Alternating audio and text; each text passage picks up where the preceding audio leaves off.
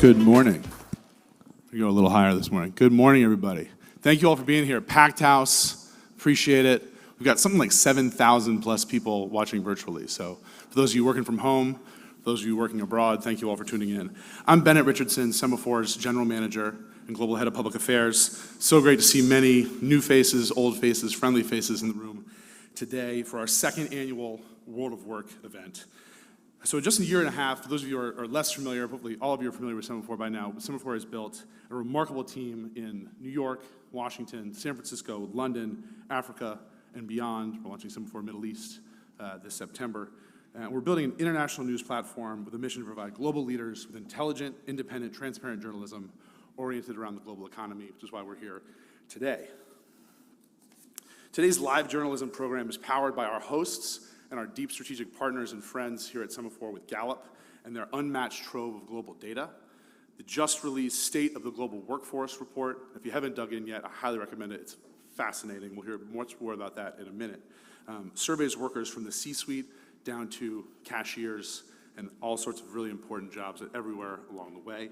The result is unique insight into what the global workforce is facing, from mental health to the ways emerging technology is changing how we work, as evident by so many of you in the room, back in offices, as well as so many of us joining online today.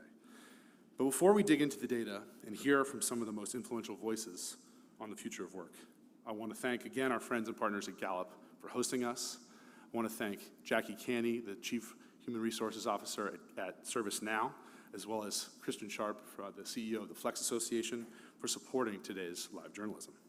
So it's now my pleasure to introduce Gallup's CEO, John Clifton, to the stage to walk us through the latest findings in this year's fascinating Global Workforce Report, State of the Global Workplace. Joe, join us.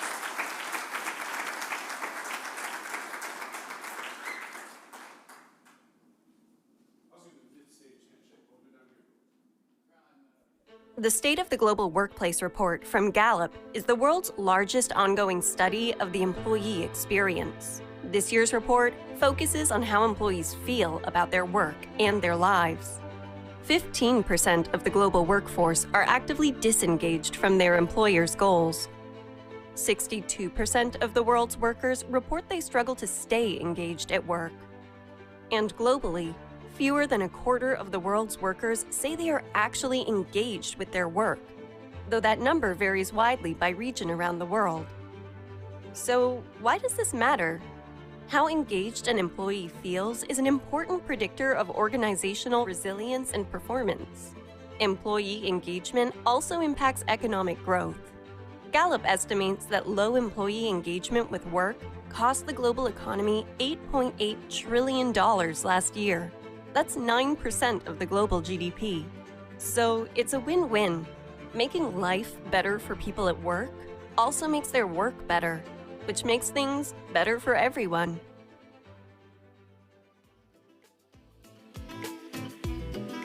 Please welcome Gallup CEO John Clifton.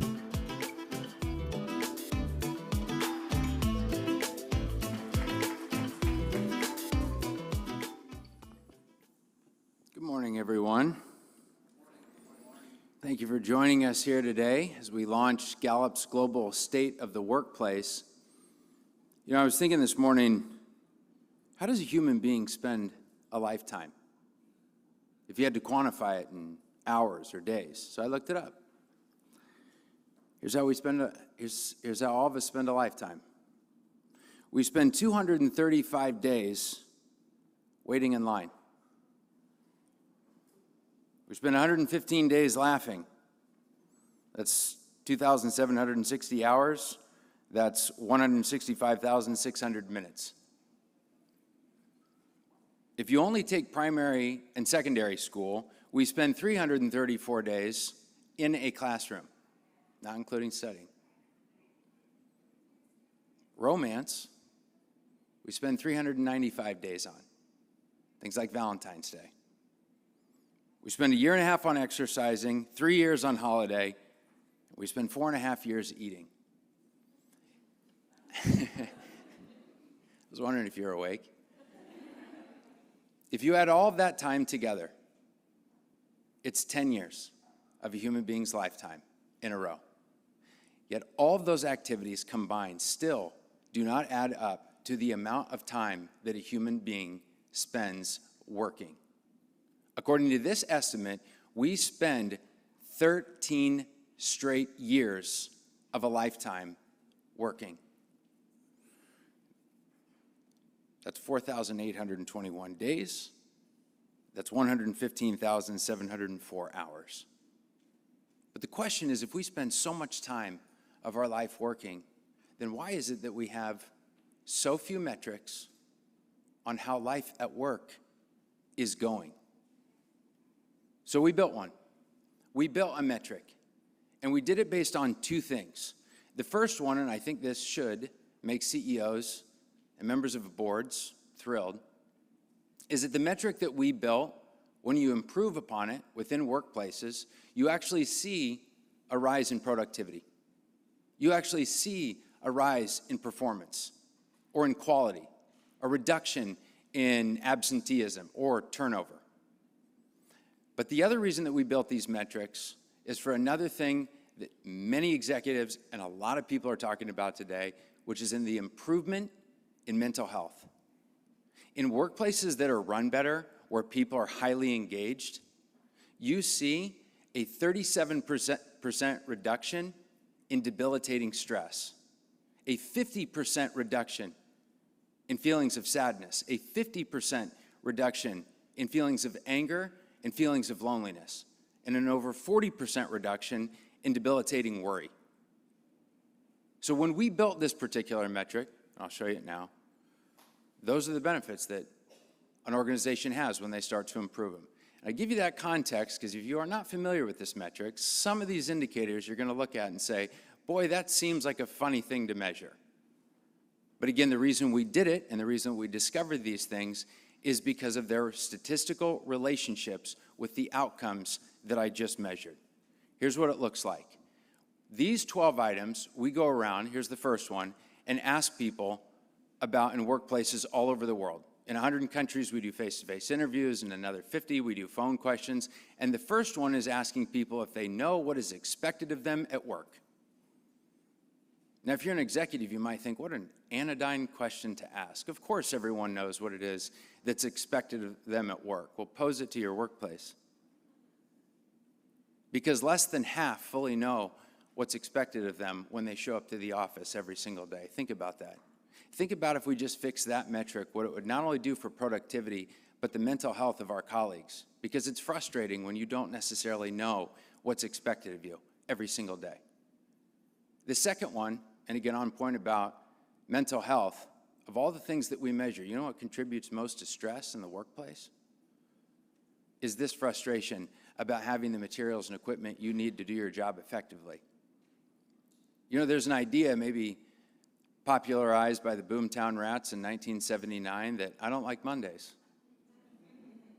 But the truth is that Mondays aren't bad because of work, because humanity actually enjoys work.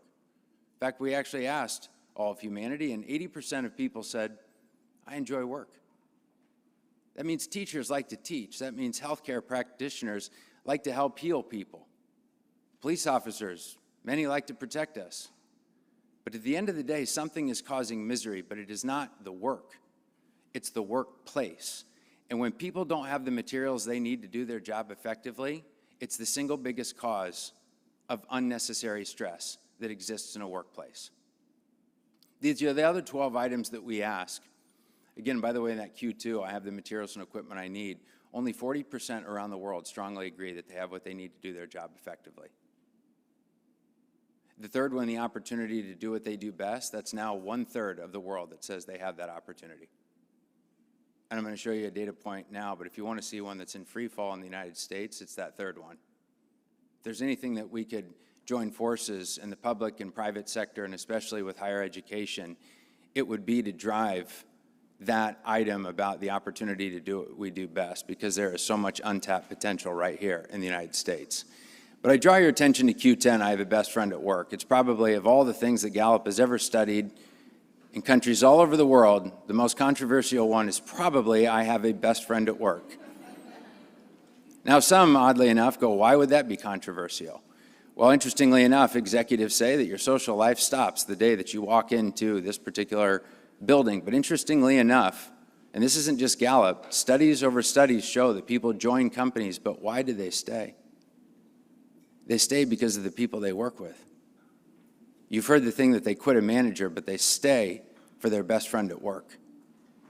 And that's important. Danny Kahneman actually said, my closest definition to engagement, to well-being at work is engagement. And he actually invoked Gallup's Q10 and said, they even ask if you have a best friend, and that's a good thing.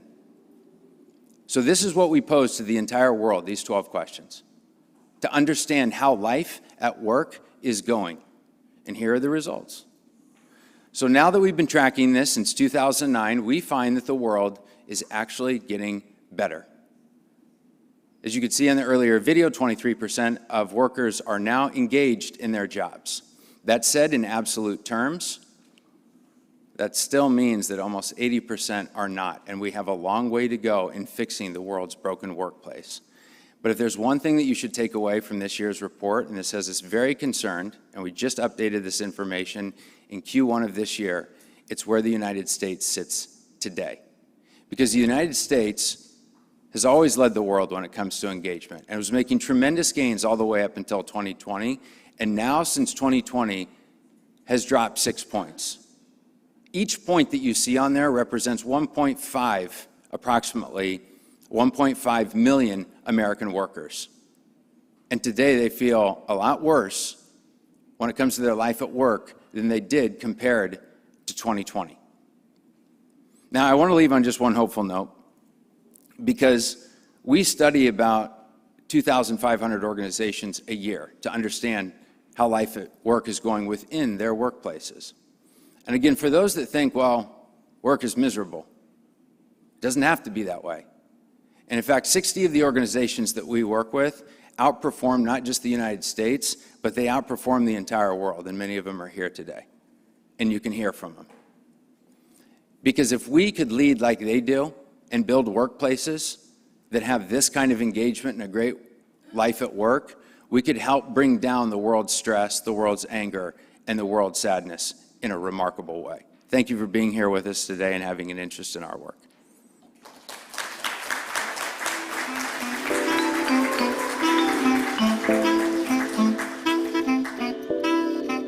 Please welcome Tony Thompson, Chief Human Resources Officer at Etsy, Dr. Jim Harder, Chief Scientist, Workplace at Gallup, and Elizabeth Bryant, SVP and Chief People Officer for Southwest Airlines. Moderating this discussion is Semafor Senior Editor Gina Chon.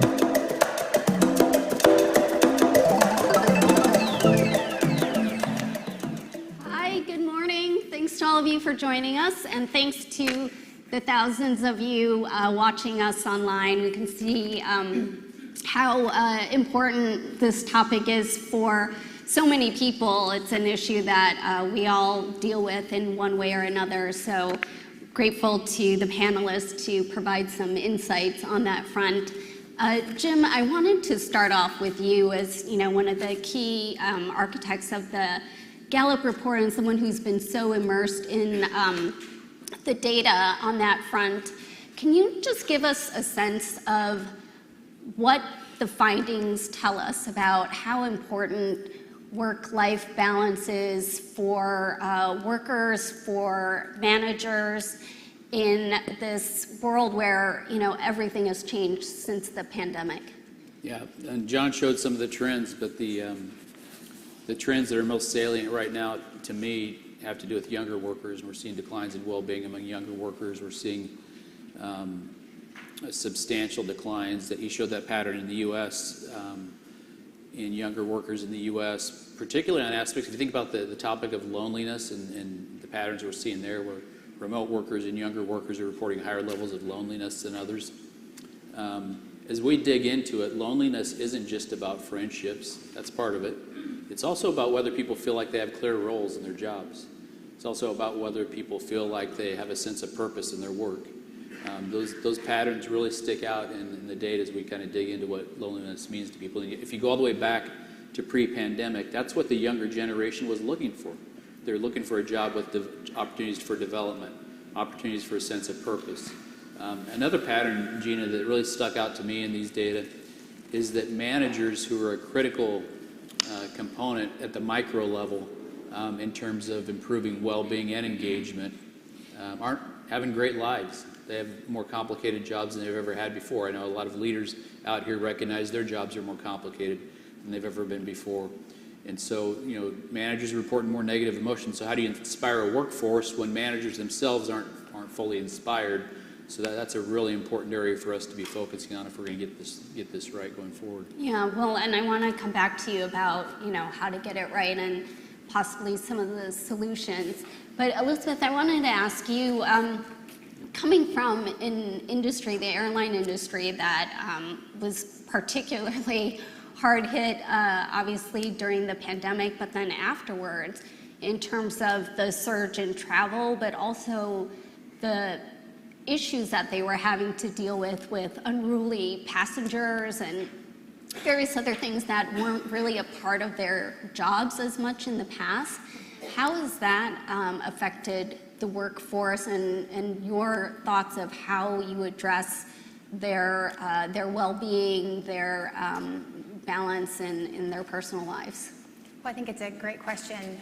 Thanks for asking that. So I think prior to the pandemic, I would say that we had an environment that was relatively stable. We had a turnover rate that was sitting at about 4%, and then everything stopped.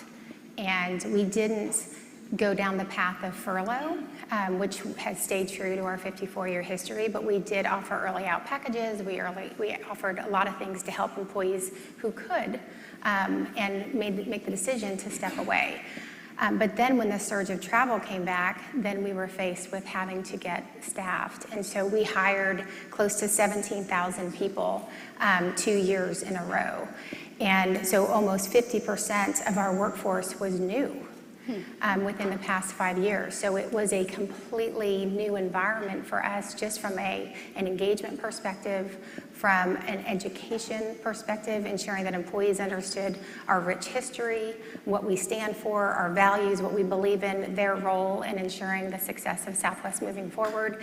And then at a time they were coming back to the workforce where there was an immense amount of stress, and ensuring that our employees had the tools and the skills to de-escalate situations. When you have stress in your environment and you happen to be in a metal tube 30,000 feet up, there aren't a lot of options. And so the options really there are equipping our people with the skill set to communicate and to talk and to help. Typically your flight attendants are there for safety. And it became safety and care for our customers, safety and provide a hospitable environment, safety and be a lifeline for our passengers. And so our flight attendants and our customer service agents are really on the front line. And so helping, our focus, my focus specifically, is helping ensure that our employees have the tools, the resources, the skills to do their job well, but also to feel that they are seen and recognized and cared for and able to be their best every day at work. Yeah, and how did you make employees feel comfortable reaching out for help? Not feeling like there is a stigma or it might affect my job if I complain? I think we have an environment that is very transparent. It starts with our CEO. So Bob Jordan is very open around his feelings for our employees. I don't know very many CEOs that say "I love you" on a regular basis actually means it to employees. Justin Smith, CEO, Semafor, take note. I love that.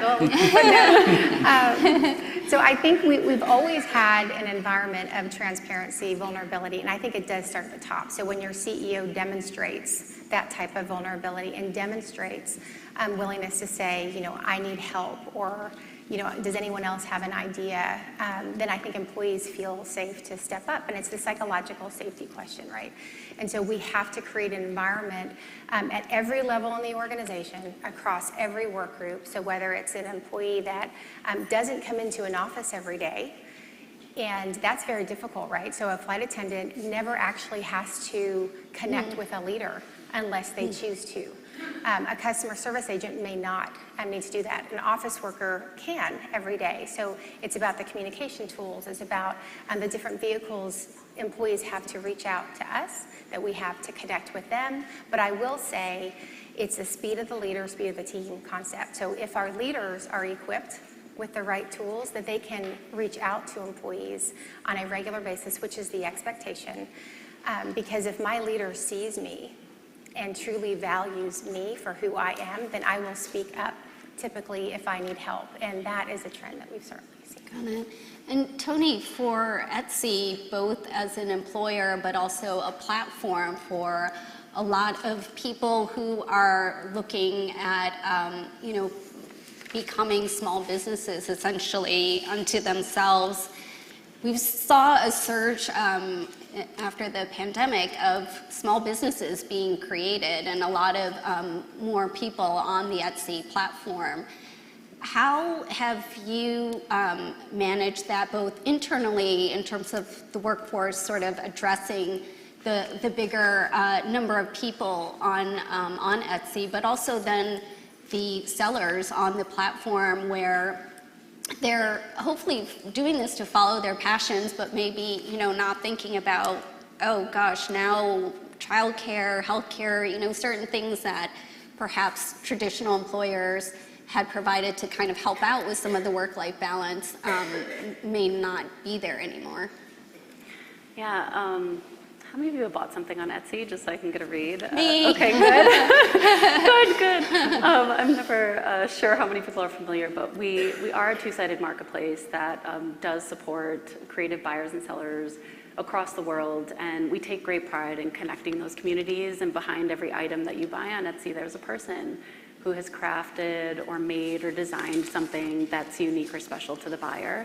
And so I share that because Keep Commerce Human is our mission, and our people strategy is very aligned to that mission. We talk about how we can't keep commerce human if we don't keep humans at the center of our business. And so our people strategy is very focused on basic human needs. And we know that people need to feel safe mentally and physically. We know they need a sense of belonging. They need to feel motivated to do great work, and they need to feel recognized for that work. And we focus very squarely on those four needs, not only for our internal workforce, but also for our sellers. We do a lot of advocacy for our seller population. And so on the topic of loneliness, around belonging, we focus quite a bit on that because, again, our mission is very human-centric. And so I'll just share a little example. We have an internal gathering team that's dedicated to curating these connection experiences, whether it's all remote, hybrid, or in person. And they also partner with our people leaders to curate those experiences. And I agree with your points. People leaders are critical for creating an environment that meets those needs that I mentioned. And how are we developing people leaders? This is on our mind a lot and a focus for us for the next 2 years. How are we developing people leaders that can lead the modern workforce? People who can build trust and build connection in a distributed workforce, those who can hold a high bar for performance, but also be empathetic and have a conversation about well-being. And so we think about those needs not only for the internal population, but also for our sellers, and talk about the need to address human needs in the employee experience. And we did experience a lot of growth post-pandemic. It was a really wonderful time for the company because our employees are very committed to our mission. They find a lot of purpose in the mission, but it's not enough to have a mission and a purpose at the company level. It goes back to the people leader, because the people leader has to take that mission and then talk about how what the employee is doing fits in the one individual. What is their work doing to contribute to keeping commerce human and our mission to help our sellers? And so I fully agree, the people manager is really the core of it. And so we have a lot of focus on empowering and training our people leaders to address those human needs. Yeah, and for sellers, are they ever reaching out to Etsy for, I love doing this, but I feel like I'm just on my own and I need support? Is there mechanisms to? Yeah, we have a whole seller engagement team, and I sort of think of them as the people team for the seller community.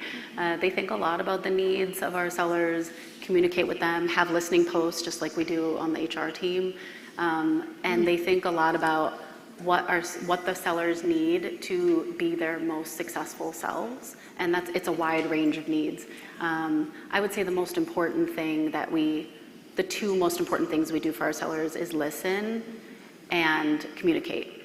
So it's really a two-way dialogue, and we don't take them for granted.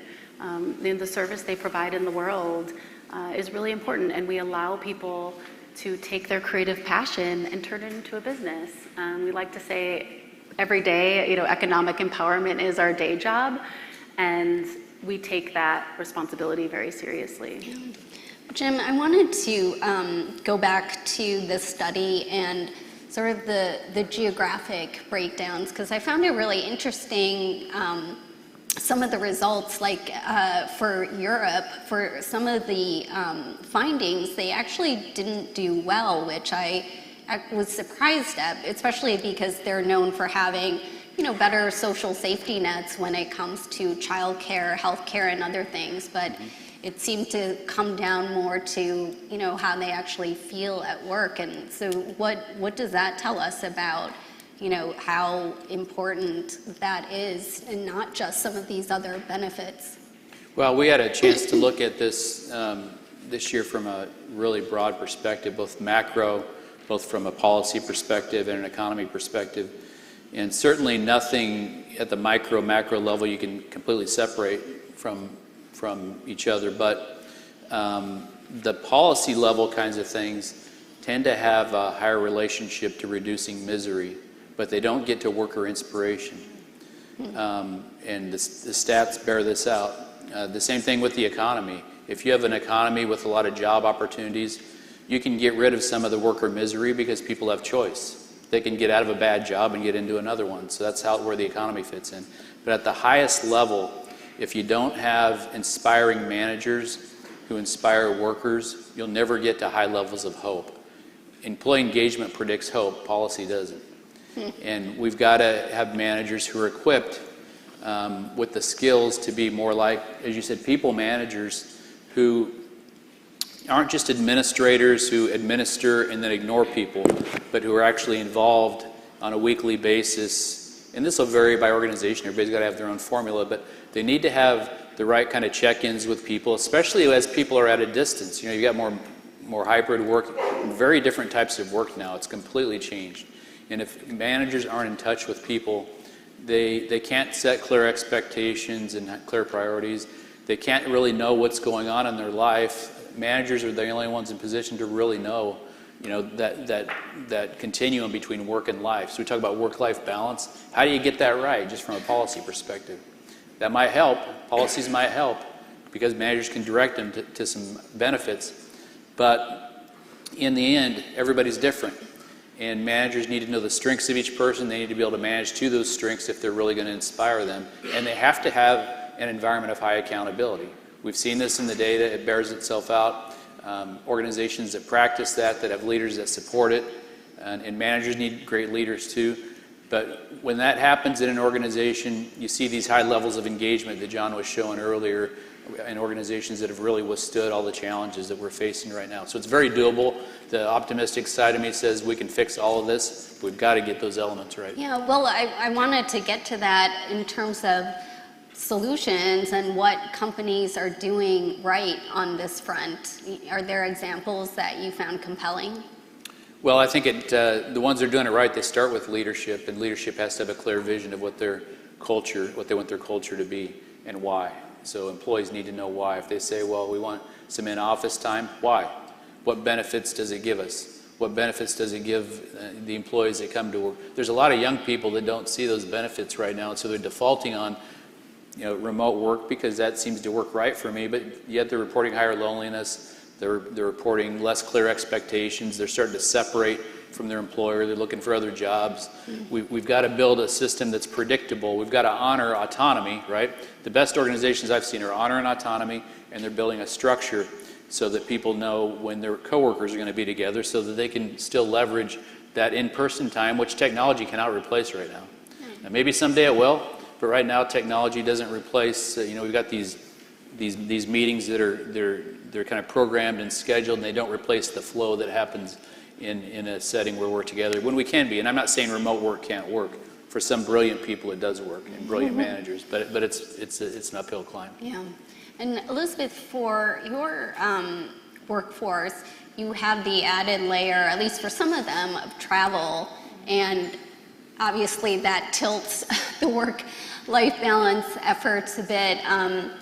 And the industry itself has just been under pressure lately from, investors and people, the changes in the way your customer base and what they want in terms of business travelers versus leisure travelers.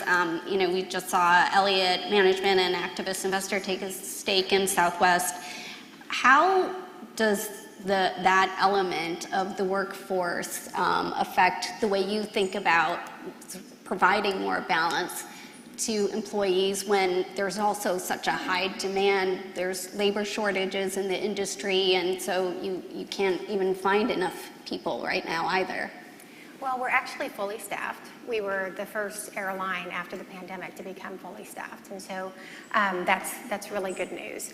I think that our philosophy from the very beginning has been, if you care for your employees, which means you genuinely care that they are the center of your decision-making model, and you create that environment that we talked about earlier, and you've got the right leaders that are skilled to lean in, they will naturally care for the customers.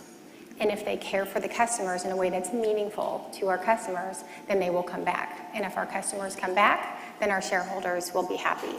And that is a philosophy that we have stuck with from the beginning.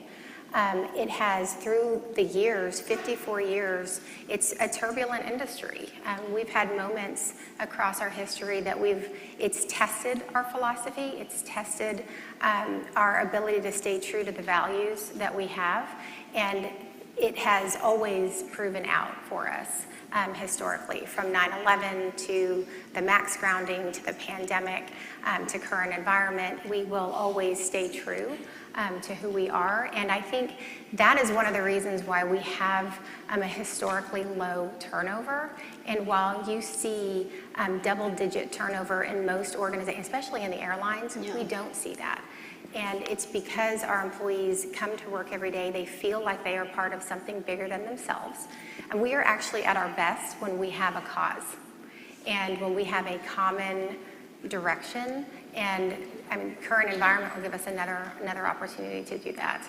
But it all, I believe, goes back to just doing the right thing. And it's doing the right thing for our people over and over again. Yeah. I want to connect the dot, though, between 2 points. You mentioned care, which I fully agree. I think if employees feel you care for them, it fosters trust. Trust is the cornerstone of high-performing teams. And you talked about structure. And one of the things we offer at Etsy, we offer a wide range of benefits, wide range of flexible benefits. I'll give you a sprinkling: 26 weeks paid, all gender parental leave for birth, adoption, foster child, sabbatical, grandparent leave. I could go on and on. We have a lot of leaves. But you have going back, leave? we have grandparent leave. That's amazing. We have a lot of wonderful benefits for our employees, unlimited mental health and sick days. But it's not enough to offer flexible benefits. You have to provide a culture where people are not afraid to use those benefits. And I think that is more than saying use your benefits. It is more than saying use your benefits. You have to build a structure around it. And so I'll give you one example. We offer a wide range of leaves, which I think are really important for people to be able to unplug. However, we also offer structure. So we have a leave cover budget. What does this allow people to do? Well, it allows managers to be able to use our contracting team to hire a contractor to fill in for the gap that we're going to experience when someone goes on leave. Or they can use the budget to actually give someone a bonus who is going to fill in to take on that work. And it's a win-win because managers are really encouraged to look at someone on the team, give them a stretch assignment. They don't feel taken advantage of because they're compensated for that work. And the person going out on leave has peace of mind. And so it's not enough to offer benefits. You have to pay attention to, are people using them? And then you have to build structures that take some of the mental stress and burden off of the manager that ultimately, real talk, comes with you being able to offer a lot of flexibility to employees, which is the right thing to do. But being able to offer those benefits, minimizing business risks together ends up being a really winning recipe, I think. Well, those are great pieces of advice. Thank you so much for all of you for joining us. Thank you for having us.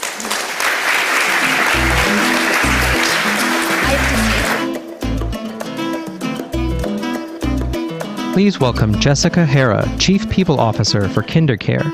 Semafor Senior Editor Gina Chan remains on stage.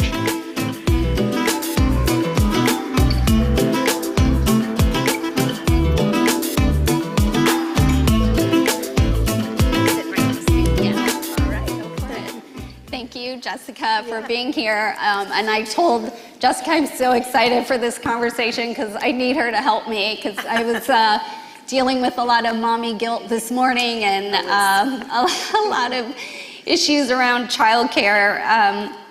And I told Jessica before this that my daughter was 2 in a KinderCare when the pandemic hit, and then everything shut down, including her KinderCare. And I started using my bed for my desk, and life has not been the same ever since. So I wanted to get a sense from you first of KinderCare as an employer, because your organization is one of the recipients of the Gallup Workplace Awards in an industry that has, like the airline industry, has faced a lot of turmoil since the pandemic, including some of the similar issues around labor shortages and the supply and demand imbalance. So I wanted to get a sense from you for your internal workforce, how you've managed those challenges in the last few years.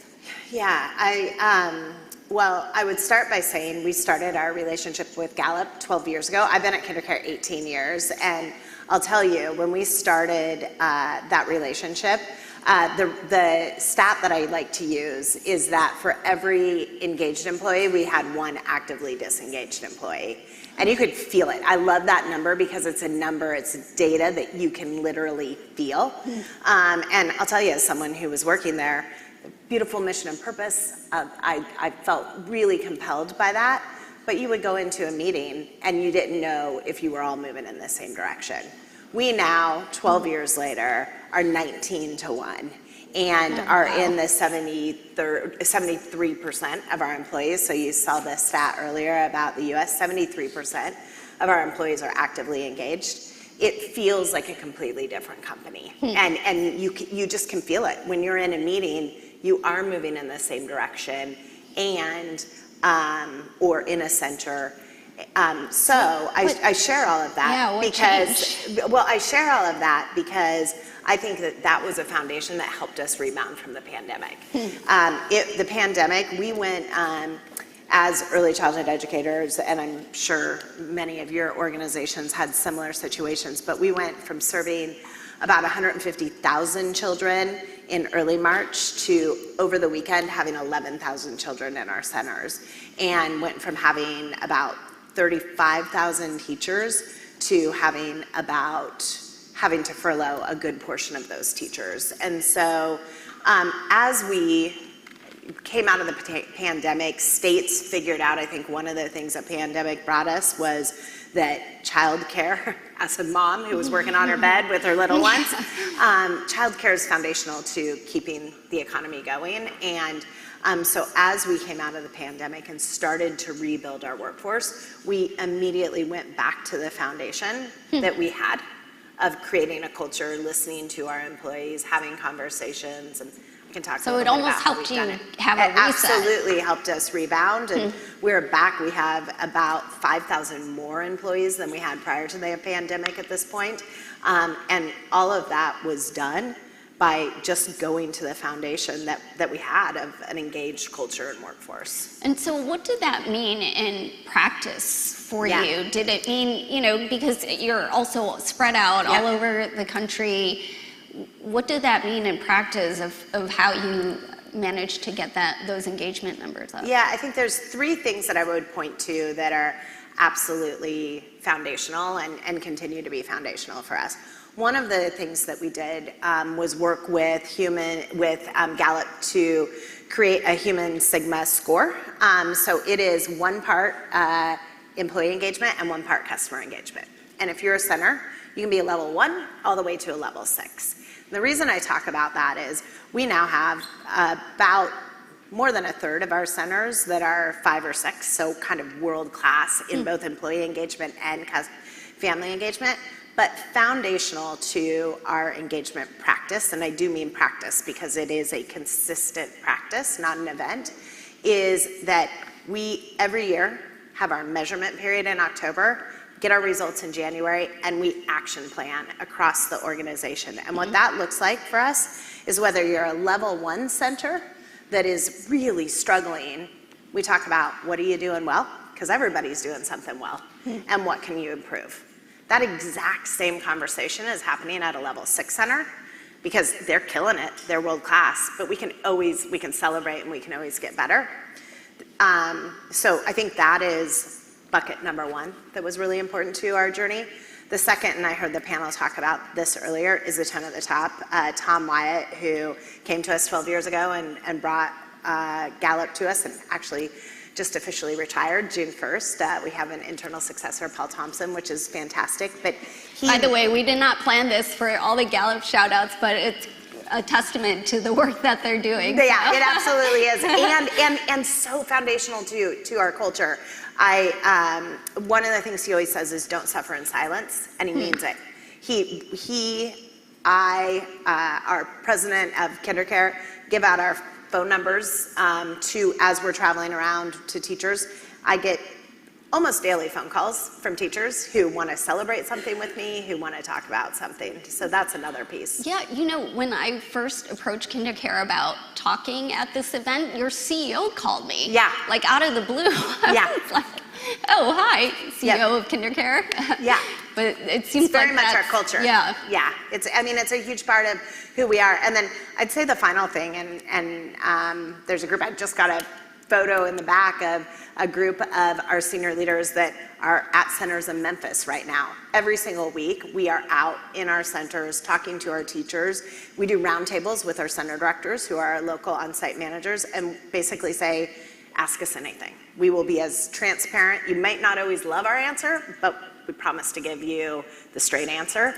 And that has just built a culture of honest dialogue that candidly I would absolutely point to as foundational for us rebounding throughout the pandemic and thriving.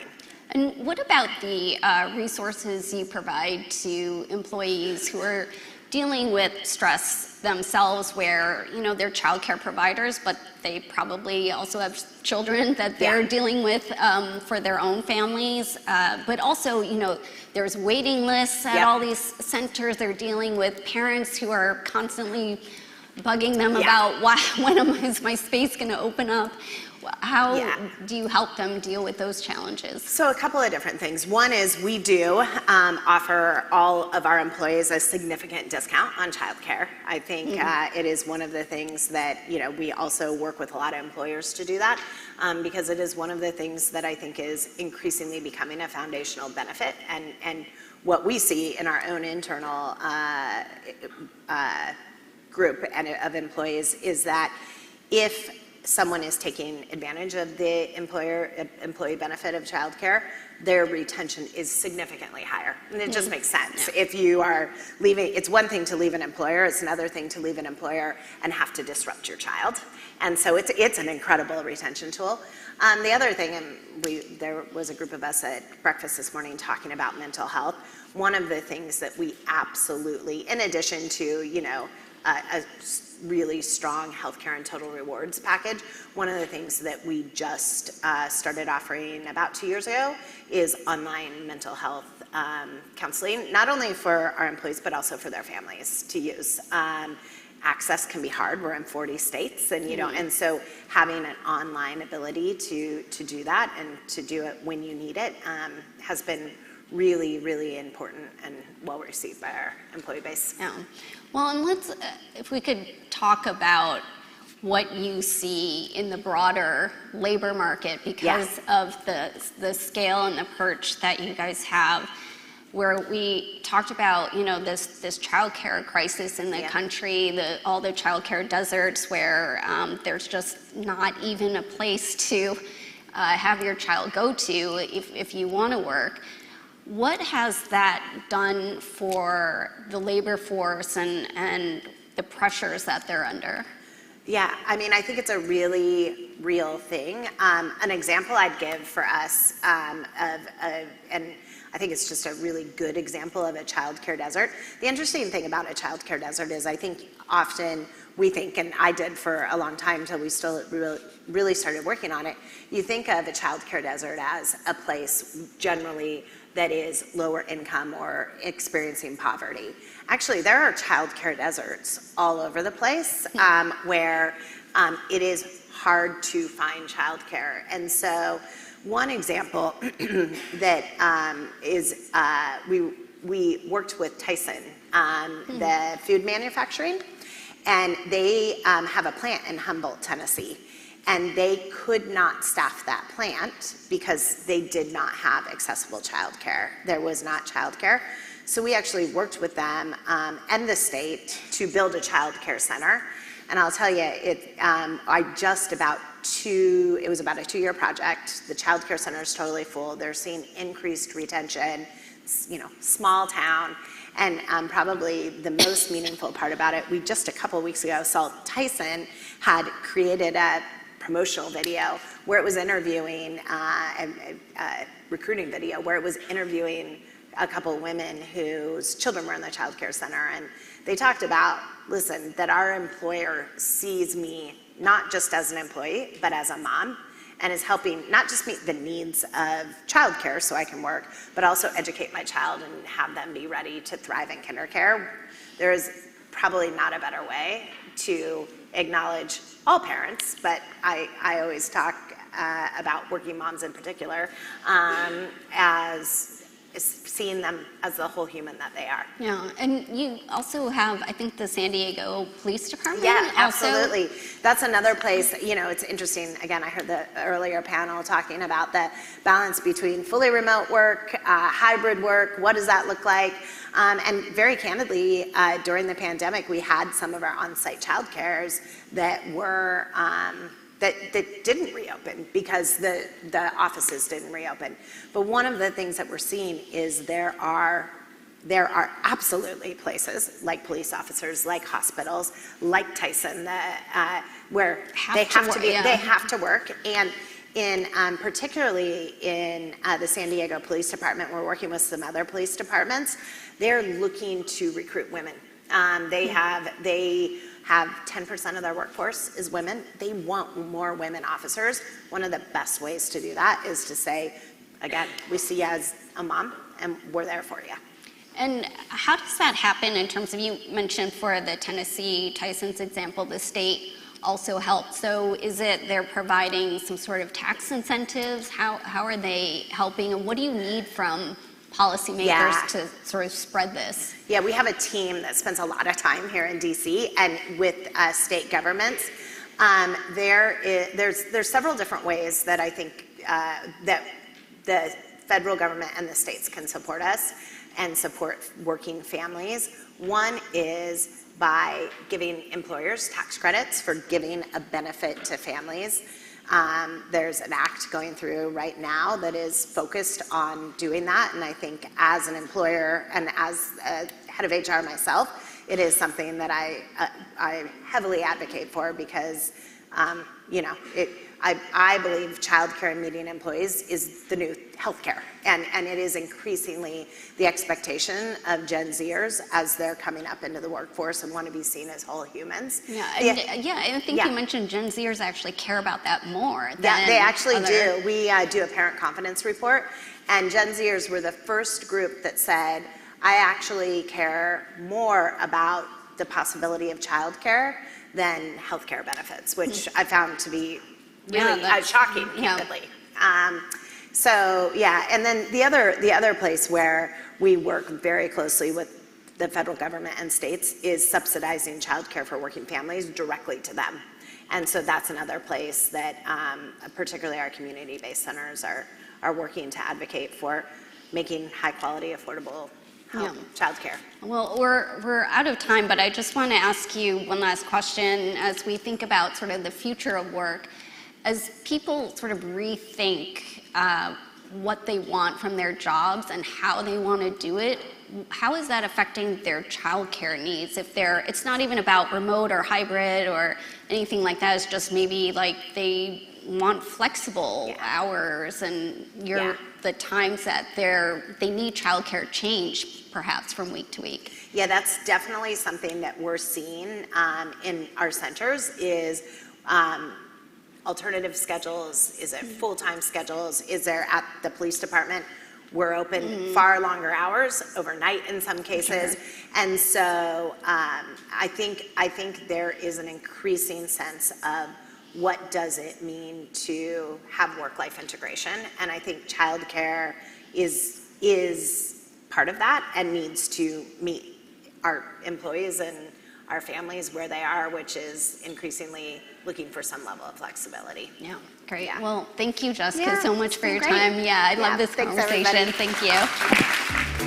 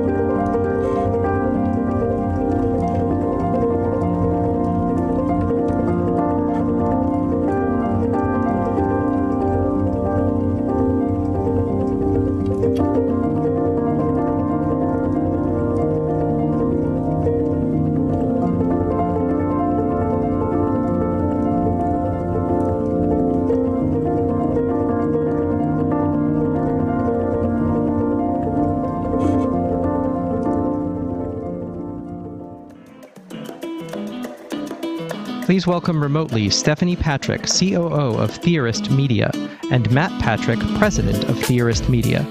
Gina Chan remains on stage to moderate this discussion.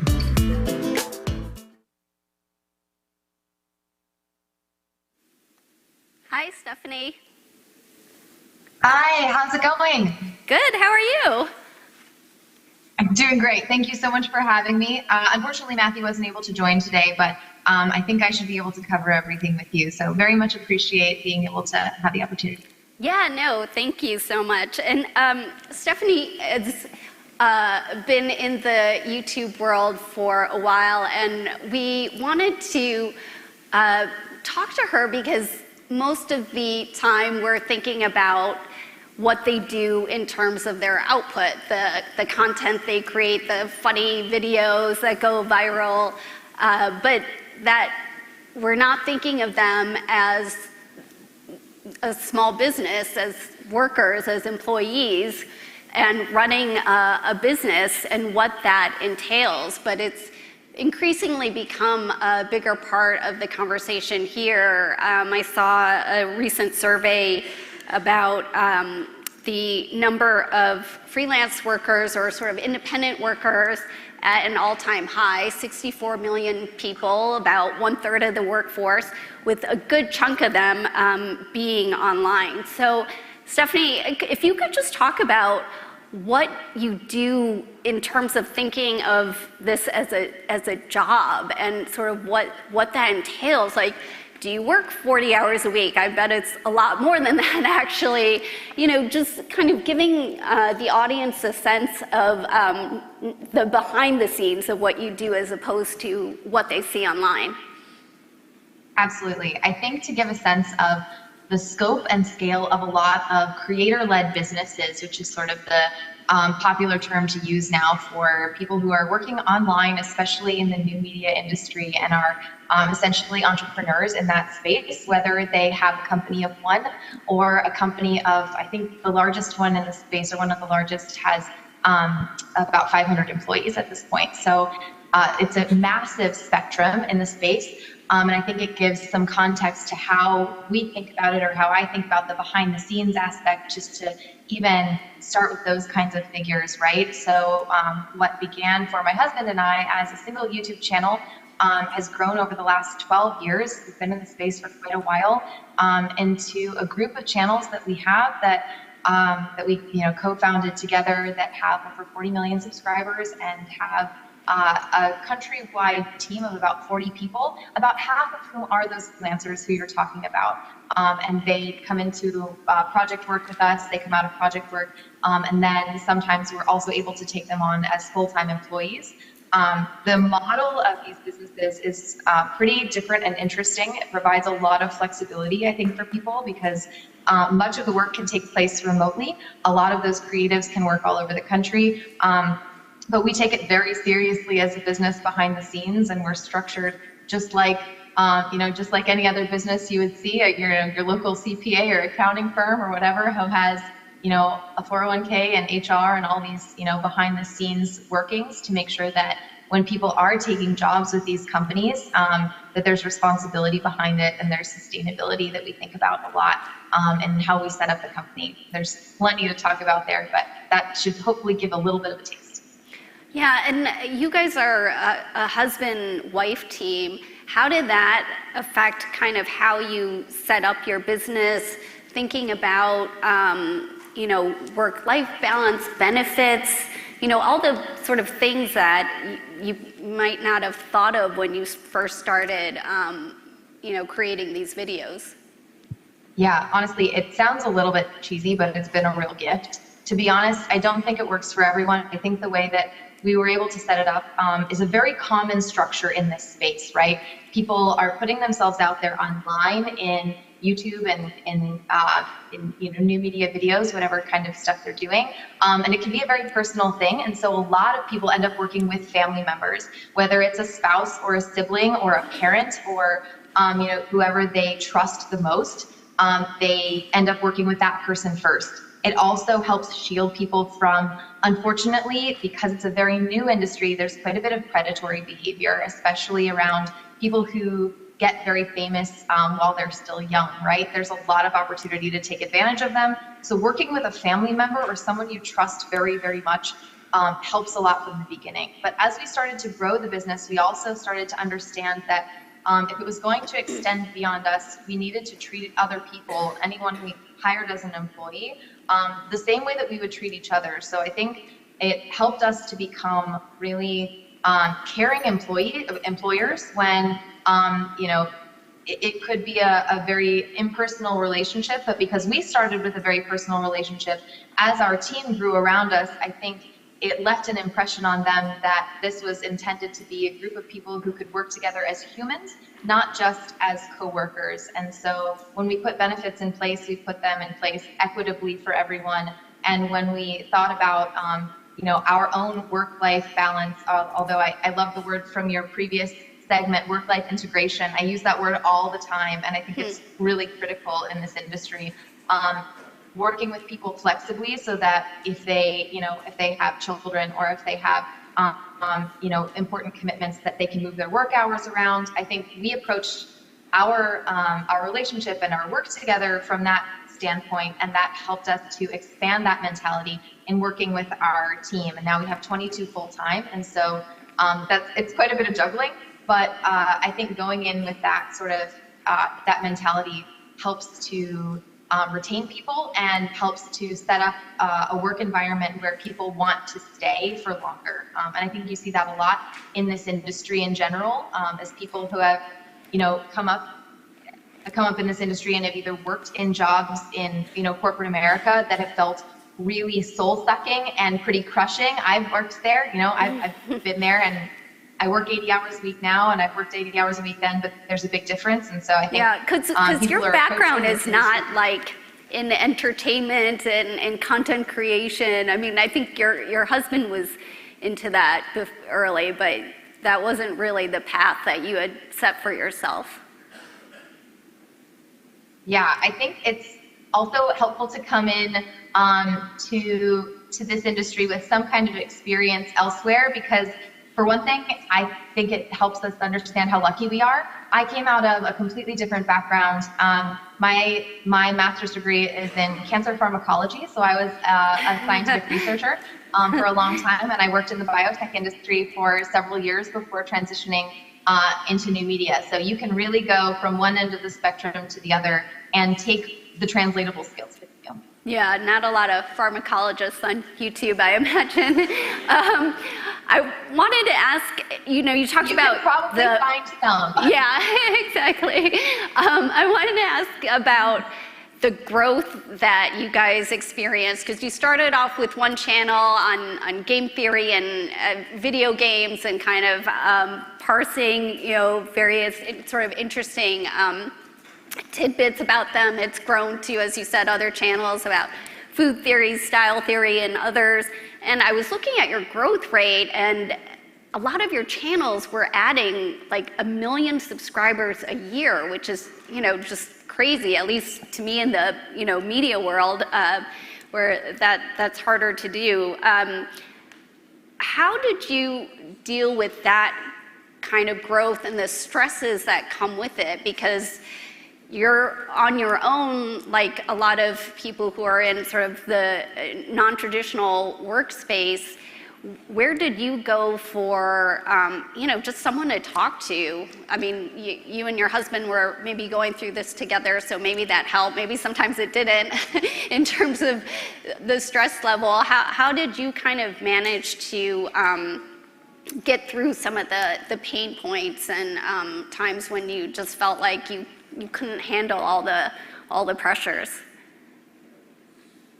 I'm still working on it. Yeah. I think all of that is always as we all are. But there are a couple of things that I think really help. One is actually having a sense of purpose or a sense of groundedness outside of the internet. I think working on the internet is an especially dangerous place for your mental health. I don't think that's a secret. That's something that's it's a big talking point nowadays, right? Is that spending time in the comments section of YouTube, it's like the worst place you can possibly that's not a good place to be. and X and Instagram and all of these places that set unrealistic expectations and get very angry about everything, right? And so I think that the biggest thing for me, and I think for a lot of people just in general with high screen time jobs or jobs that are highly connected on the internet, is taking time that's really genuinely away from the internet, literally going outside and doing activities that are tactile and that don't involve screens in any way. The other thing is that in an industry like YouTube, where we've been able to see it really grow up around us, one of the things that's been really gratifying is working with other creators.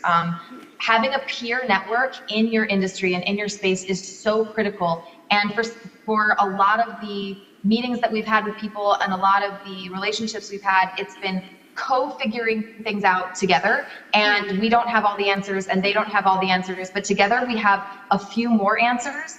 And the most important thing is just never approaching those kinds of networking situations from a competitive standpoint. I think that that's just the worst mentality you can go into. For us, we really try to maintain an all ships rise mentality. We share a lot of data, we share a lot of information, and we hope and expect, and what we've seen over the last decade is that when you build those relationships, even if you're building them with other people who don't know anything more than you do, they come back around again and they become these great support systems. So that makes a huge difference. So when you're talking to other YouTubers or people on TikTok or other platforms, are you guys talking about your businesses and kind of the stresses you're under on that, or are you kind of talking about sort of broader challenges in life in general? Everything, I would say. There's a huge interweaving, like a lot of jobs now, more and more, I think, again, with that work-life integration, where it's very hard to separate exactly what your personal life is from where your professional life begins. And so there's a pretty decent network now. It didn't used to be the case, but there's a pretty decent network now of creator entrepreneurs who meet together both formally at events like Vid Summit and VidCon and YouTube hosted events, or TikTok hosted events, and there are a lot of informal meetings as well, where people talk about everything from, what does your org chart look like? I mean, these are really dorky conversations. Like, let's compare org charts, and let's compare hiring practices. Where are you sourcing people from? A lot of times in this industry, we're hiring people for roles that have never existed before. So how do you hire for that? Where do you advertise? What should the expectations be? Even things like making sure that we're fairly compensating people by asking, how much are you paying your editors? Are we meeting a competitive rate? I mean, it can be a really open conversation, and the more open it is. That's really interesting. We're almost out of time, but I wanted to ask you before we go about just policymakers and how, I've seen enough tech hearings to know a lot of people in Congress don't even quite understand a lot of the technology that we're often talking about. But in terms of seeing this as a job and what they contribute to the economy, there was a recent meeting at the White House of creators and people in the sort of creator economy. What do you want to convey to policymakers who can, what can be done to sort of help others in this space as it grows, but the support mechanisms of financial safety nets are really not there? Absolutely, and it's a great question. Last week we had the opportunity to meet with Congress representatives or members of their staff for about 15 different offices, so about 15 different districts, including our own, which was wonderful. What we really wanted to impress upon them, just from a really basic standpoint, was the size of the creator economy. It's massive and growing, which means that representatives should be aware that in their constituencies, creators exist, and many more than they expect, because we don't even have something like a NICS job code or a place on the census, right? So it's really underrepresented right now on paper just how far-reaching the creator economy is. But the things we're looking for, we met with the Small Business Bureau and Small Business Association last week, looking for things like clearer, even simple things like clearer tax codes, but opportunities to be part of small business programs, small business loan programs, and support networks, because right now the creator economy or creator entrepreneurs actually don't clearly qualify for those things. And so if one of them just tries to apply for a small business loan or something like that, they're taking a regulatory risk that they might be told that they don't qualify. It's very unclear right now. The tax code is unclear. And I think in general, the big picture is that we would love to achieve business parity with other types of media companies. So things like subsidies for filming in different states or locations, or opportunities to be part of the same funding or grant programs that larger media organizations are a part of. I think that would be a fantastic goal. And I think it's completely achievable in a very reasonable and bipartisan way. Yeah, no, those job codes, I imagine creator economy is not quite in there. Well, thank you so much, Stephanie. No. Yeah, no, exactly. Thank you so much for your time, and I've learned a lot from this, so thank you. Thank you so much for having me.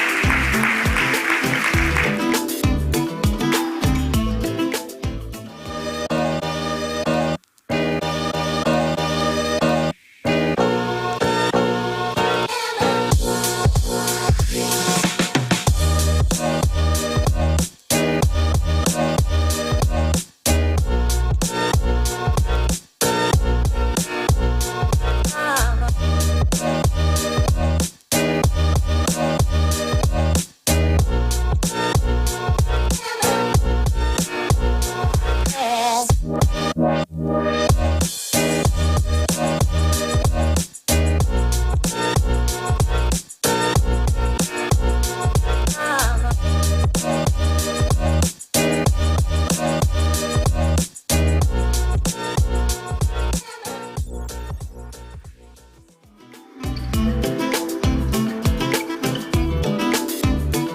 Please welcome Jackie Canny, Chief People Officer at ServiceNow. Joining her on stage is Semafor's General Manager and Global Head of Public Affairs, Bennett Richardson. How are we doing? Welcome. Thank you all. And Jackie, thank you so much for being here today. Thank you for having me. Thank you for the partnership with ServiceNow. We are huge fans, both of yourself and Bill, and the amazing culture work that you're doing in the company and with your customers. And I wanted to maybe start there for our chat. This morning we hosted a roundtable breakfast talking a lot about protecting mental health in the workplace. You know, you wear multiple hats here, obviously being a leader, being the CHRO at ServiceNow.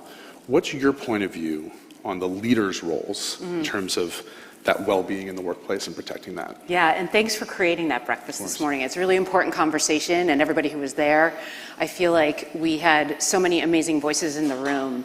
And the data that was just up there before we walked on is enough, I think, to show how important it is to have this conversation. And it starts absolutely at the top. You know, I have a CEO who's very passionate about the workforce and knowing that more engaged employees, happier employees who are telling us what they want, which is a lot of help in well-being. It could be financial, mental, social, physical, and how we need to help serve up those things, those environments, the products we create for them so that they can serve our customers really well. It makes such good sense to be able to protect and take care of the workforce and create the conditions where they thrive. And that I view as a really important part of my job. And we created something called the People Pact at ServiceNow, which is more than a value proposition. That is our commitment. It's our covenant with our people. That if you come to ServiceNow, you'll live your best life, you'll do your best work, and we'll fulfill our purpose together. And well-being is woven into each one of those areas. And it's our North Star. We're constantly evolving. It's amazing. It's amazing. We're stealing that People Pact at Semafor, by the way. I love that. Speaking of going back to some of the ingredients you were talking about to building that culture, I mean, we heard from the Global Workplace Report that we were just looking at some of those stats. You know, there's so many different pieces of creating a strong culture that allows employees to thrive and be more productive. You know, beyond the People Pact, are there particular ingredients that you've seen both at ServiceNow and with your customers that build that culture that really attracts and retains that top talent? Yeah, so we have a great board too, and we have a winning strategy from a business perspective. But it's very thoughtful how we've built a management team around both of those areas along, as I said, with Bill. And the talent acquisition lead on my team, Sarah Tilley, talks about we hire amazingly talented people, insatiably curious, but we also hire for character. And thinking about that in every hire you make, every hire matters, because that's how you have a culture that you love and you want to thrive in. And we're a really growing, very rapidly growing company. We were 16,000 when I joined 3 years ago, and now we're 23,000. So your culture can be at risk if you're not putting those ingredients into the way you're not only picking who you're hiring, but how you're picking who you promote and how the system works. And we have been very conscious on the people team to think of our humanity and what we deliver for people. So what is the product that we're delivering to our employees? When they experience onboarding, is it a transaction or is it human-centered? And from the minute that they get the offer letter to the minute that they start, how are we interacting? And we use our own technology and our platform to make that more customizable, more predictive, and more personalized. And I see that as a really key ingredient so that people want to stay. And a cool stat that I'm excited about, last year we had over 1 million applicants for like 5,000 jobs. And we had the highest engagement scores that we've ever had, which was 85% on a 95% participation rate. And our attrition is trending very low. And I feel like in this market, in this time, those are the proof points that I get excited about. And they love what they do. We have great customers too. Absolutely, that's amazing. And your point about dog feeding those technologies so that your people can help make the customer experience better, I feel like it's so interesting and so important. Speaking of stats that I've found interesting that you shared with me, I wanted to talk a little bit about AI. I love the Bill McDermott's favorite stats in terms of 1 million business processes and 40 billion workflows that ServiceNow touches. I mean, that's astounding to think about the impact that some of these new AI tools can have on smoothing and speeding up those processes. We're both Celtics fans. I don't want to bring this up. I don't want to have any sore, issues in the crowd.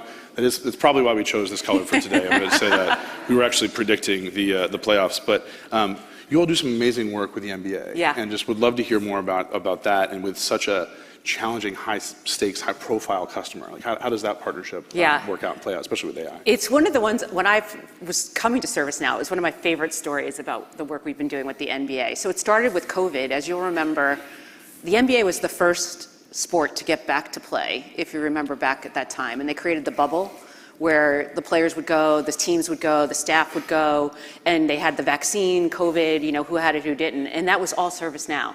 That powered the bubble. And people didn't necessarily know that, but we were really proud because I felt, and I'm sure many of you, if you're sports fans, like it finally brought back some normalcy to our lives, to be able to watch something that wasn't like a rerun or streamed 50, like I love all that stuff, but I was craving, like, I don't want to know the outcome of something, and that's what sports does for me. Absolutely. And ServiceNow powers the customer experience, so that if you're having a ticket problem or you're trying to like navigate the system of the NBA, that it's a lot smoother. It should be a lot smoother, and it's a lot more AI driven, and they have so much more data about all of us as fans. Absolutely. So that hopefully makes your experiences all the better every time you watch or go. My main takeaway here is become a ServiceNow customer before the next pandemic, because you'll be up faster than anybody else. It's I like that. so Like, true. Bring your own bubble. Bill make your own bubble. McDermott. We're taking you on the road. Bill will build you a bubble. I love it. So in closing, you work with so many leaders, both within ServiceNow and at your customers. We have a lot of both business, policy, academic leaders in the crowd today. What advice do you have for them in terms of navigating constant change, right? Yeah. We're out of the pandemic, we're dealing with mental health challenges in the workplace and macroeconomic and political dynamics. How do you keep employees engaged while you're navigating that constant change? So I would add, we talked a little bit about AI too, and I do think that that's on everyone's minds. And absolutely, when you made the stat about the processes and all those things that we impact, we all have to recognize that AI is impacting our work in any way that we, personally, professionally. And as leaders, our job is to bring our people along. I see this, as we talked about this, as a human capital renaissance, not a technology revolution. And as leaders of teams, of people, the more that you can bring people along through these journeys that are very difficult and very hard to manage, I get it, from economic, social economic to technology, that we have choices as leaders to bring our people in on this journey, give them the skills that they need, the confidence they can work in this new way, to build out new revenue streams. They're going to do more for you the more that you bring them in. And I believe that the creativity to be accelerated is really at all of our fingertips if we do that right as leaders. Absolutely. That's amazing. All right, we have time for one more question, so I'm going to tuck in one more. You are headed back to New York for the Tribeca Film Festival tonight. Yeah. That is not something I expected to talk about with the CHRO of an amazing tech company like ServiceNow backstage. Tell us about Rise Up and the work you're doing there. Sure. So in our ability to meet our dreams of ServiceNow, our revenue projections, the growth that we really are driving toward, we need approximately 1 million people to have the capabilities and skills of ServiceNow technology. So that can be creator workflow, you're making websites, to making applications, to using AI, to being a developer, an engineer, a developer. And our technology is in so many of our customers' hands, yet we don't have a workforce of enough people with our technology. So we've created a program called Rise Up, which reaches out to non-traditional career paths, whether it's returning moms to work potentially, students who don't want to go to the university or don't want to pursue a 4-year degree at that time, or just people who are really interested in technology and want to explore. And we have created a short film, this is our second one, around 3 stories that I'm really proud of, that talks about how 3 people, one from India, one from Tennessee, and one from New York, were able to change the trajectory of their life because they invested the time to learn ServiceNow technology. And I'm super excited to be there to reveal that film. I love it. Well, there's no better example of the human capital renaissance than then obviously these stories, but also becoming a bit of a Renaissance woman and moving from, tech companies, ServiceNow CHRO to now also documentary, award-winning potentially documentary filmmaker, producer. So that's amazing. Again, thank you so much, Jackie, for being here today and for your partnership on this event. So Thank you. Appreciate it.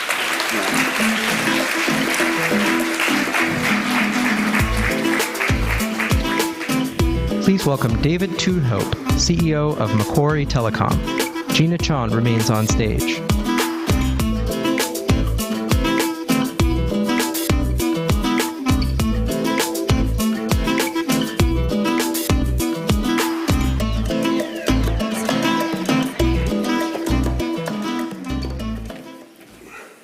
Hi, David. Thanks for joining us. David came all the way from Australia, so he's managed to acclimate to our time zone, so thank you for being here. So David, I wanted to get into your perspective as a CEO and with your company also being one of the Gallup winners. And, you know, it's Macquarie Telecom. You don't necessarily, you know, frankly think of telecom as the most worker-friendly kinds of companies and customer service and all that in terms of sort of the reputational aspects of this. So how did you guys build a culture and a business that managed to get such high marks from your employees? I saw, you know, there are case studies and books about Macquarie. There's various articles written about it. So what's your secret sauce? Well, thank you, Gina, and it's a great pleasure to be here with people who are so passionate about creating exceptional workplaces and developing their teams. I had opportunity last night of a dinner to meet quite a few people here, and it's just wonderful to be with people who share the same passion. But to your question, it's been a journey, and we've had a lot of fun. I'm one of the founders, so maybe a different perspective to some of the other speakers you meet, and also someone who has come later in the development of our journey to appreciate just how important that the power of measurement is, which sounds kind of unusual when you're in a board like this, but we've found both with customer experience, which, as you said, is uncommon in our industry.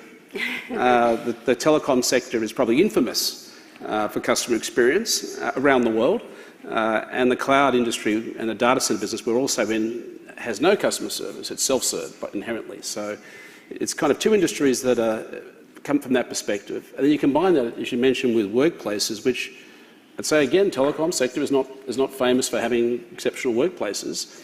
So our philosophy as a challenger brand was to zig or others zag, to do the opposite of our competitors, both in customer experience and in staff engagement. And for us, measurement is the key. And we believe in the power of one number, one measure, one compass, as opposed to having a dashboard full of dials with a range of scores. And I think when you've got one number and one truth, you can work towards that, and you can unify a sense of a goal and unify actions because everyone's actually working to the same problem statement. So what is that one goal? What's the sort of overarching theme? Well, for us, on the customer experience piece, we're huge fans of Net Promoter Score. I know that's mainstream these days, but the power of NPS is it's one number. And I know that there's many other ways of measuring customer experience. They all have some validity. There's a whole industry of consultants that do NPS plus something else. But actually, before we did that, we did the classic, sort of crazy long customer survey, 50 questions, measuring everything. That none of us want to take, and we're ignore. You do it once, and after that you keep pushing it down until after 3 years later it's the janitor doing it. The problem with 50 questions is, despite all the great goodwill, and the same happens with staff engagement scores, and I'll come to that, is that you pretty much, everybody finds what they're looking for. If you've got 50 questions and 50 answers, then if you come into the room thinking we've got customer service issues, you find questions and answers support your view. If you come in positively, you find, but in truth, no one finds anything. And that's where the power of a single question, would you recommend? And that's been our journey. And I'd say similarly with staff engagement and creating exceptional workplace, I mean, frankly, the Q12 has been transformational for our business in exactly the same way, because it comes out with one number, obviously there's only 13 questions, and you can unify action around that. Yet there's so many other methodologies where you can have so many dials, and it's all very interesting and stimulating, and have customer insights managers and staff engagement analysts, but actually sometimes too much data can get in the way of the answers that actually will propel the business forward. So what numbers were you seeing, when you kind of first started versus where they are now, and how did you change things? Yeah, well, the journey for NPS has been longer. It's probably been 13, 14 years now. The journey for Q12 has also has been not as long, about 5 years now. But I think one of the other elements is, does it relate to business performance? And I think many people in this room here have the challenge where, how do I get investment in people initiatives when the commercial side says, so what's the payback on that? It's lovely, but it's not increasing sales or whatever. Engaged staff are good for business. Happy customers are good for business. I get it. But so let's talk that and translate into dollars. And I guess with my CEO lens, I'm also very mindful of that, rather than just scores for themselves. So if I take NPS score, we went from the best of a bad bunch, so we're plus 14. If you know the minus 100 to plus 100 scale of NPS. So just, if you like, it's a big bell curve around zero, so we're kind of on the good side of the bell curve. And the telecom industry, we were sort of the best of a bad bunch in our country, which is comforting, but still best of a bad bunch. Yeah. And the power of NPS is you can compare yourself to other countries and other industries that you aspire to, and that was transformational for our business. And we've moved from plus 14 to today between sort of plus 80 and plus 90. I think it's currently about plus 83, which is a sensational score in that model. And similarly, from a Q12 point of view, obviously we were sitting nowhere near exceptional workplace when we started. And the other score is the business performance. So our stock price has increased 425% over that same 5-year period. If you measure other things like debtor days have reduced by half, roughly, over that same period, i.e. happy customers pay their bills faster. Engaged staff, of course, are more positive in interacting with customers and collecting money. So if you measure just hard things like that often CFOs care about, there's a real business benefit. And I think that's as important sometimes a conversation as is it good for customers and staff, which of course these things are. Yeah. And tell me about sort of some of the things that you do internally, because you're, as we were talking about in the green room, your company is very intentional about sort of career pathways for employees. You have lower sort of pay gap issues on the gender front. A lot of companies say they want to work towards those things or obviously have them as goals, but are still really struggling to get there. So how are you guys managing this? Yeah, well, we've got a very different way of doing it. It may not be, it may be zig rather than zag is sort of our perspective. And it talks to our brand essence, which has been enthusiastically human, but also technically literate.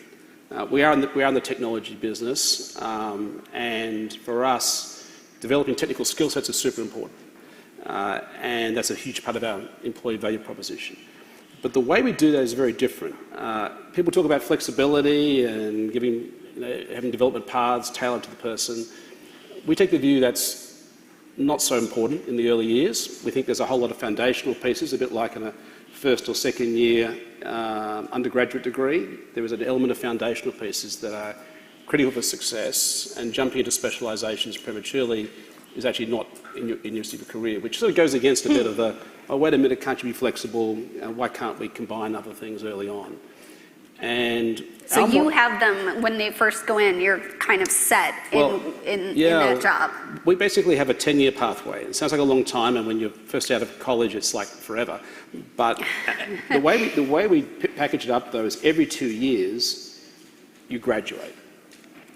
And it really, I guess, appeals in our experience to the current generation. It's a model where you learn and grow and get paid more every 6 months. But it's not that's part of your development program. It's kind of a mandatory learn and develop program. So you pass external exams every 6 months. You get automatic pay rises every 6 months. But if you don't pass the exams after 2 attempts, it's a big problem. And so for us, you have to commit to that continual learning.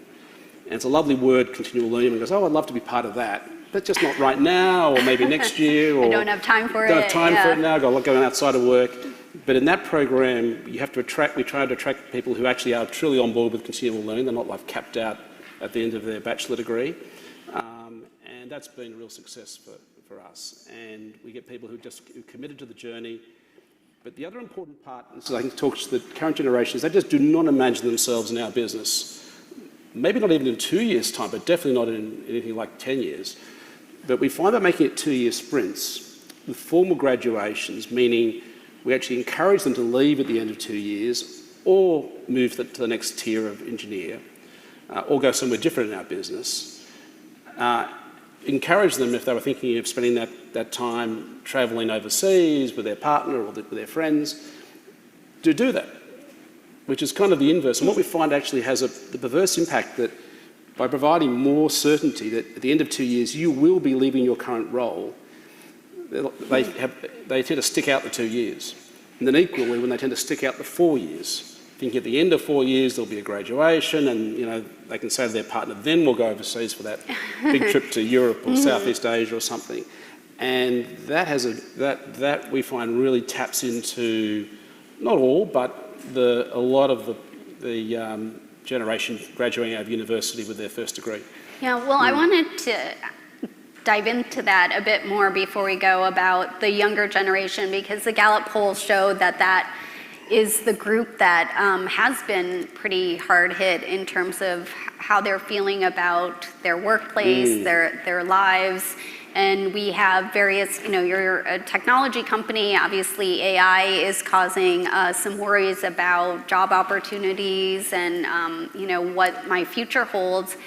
How are you sort of grappling with those issues in terms of recruiting younger workers? And you talk about this 2-year time frame, how much that matters in the grander scheme of things. Look, to some extent it's a little bit self-selecting. You wouldn't sign up for a 2-year continual learning, continual promotion, continual pay rise journey if you didn't want to do that. But we do get a small number who say they want to, and they get there and they go, I'm kind of done with the learning thing. But that's the exception. Most of them, it's a mutual kind of, we mutually choose one another. That works exceptionally well, as I talked about. I think on the AI piece and the engagement in the workforce, now this I know is a little bit more controversial here, but we take the view that there is really no point coming to the office if your teammates aren't there. Like, it's just like, even I think, what's the point of coming to the office? There's no one there. Or worse still, half of them are there and half of them are on VC, and you spend the whole day looking at someone on a VC and you go, well, I could do it at home. Now, we take the view that set days in the office with the whole team, without exception, is super important. Now, we are fortunate and we're a large city and everybody can work in the city, live in the city, work in the city, and it's an option. I know dispersed teams is not an option, but it's incredibly powerful if you can achieve that, even if it's not for all your workforce. And I think it's been well established through surveys, people beginning of their career value that enormously. The idea of physically interacting with their boss and their boss's boss and their teammates, it's like a huge part of the experience. So that's certainly true for us, and that helps enormously, even though they often start with, I spent most of my college years online, why do I need to come in now? So they resisted in the beginning, but then they push back, and there's a bit of like, well, I'll see how it goes. It's only 2 years, and I'll leave anyway. And they actually really enjoy it, and they just say the next 2 years, and before they know it, they're having 10 years anniversaries with us. So that's, I think, part of it. AI, we're probably a bit different maybe to some other companies in that we're a tech company, so we're kind of excited about AI. We build and operate large data centres. We do a lot of cybersecurity and cloud work. So for us, this is one of our dreams. So we're sort of all in on the AI journey in terms of enabling AI. So we're kind of the picks and shovels for the miners, if you like. So different perspective. How that impacts in the workforce, we've taken the view that, and I still think it's the case, there are no experts on AI in real terms today. There's a whole lot of people who were data scientists and data analytic people a year and a half ago, 2 years ago. They've all been rebranded AI. All these large consultancy firms suddenly announce they've got 5,000 AI experts. It's like, sure. Yeah. It's all marketing.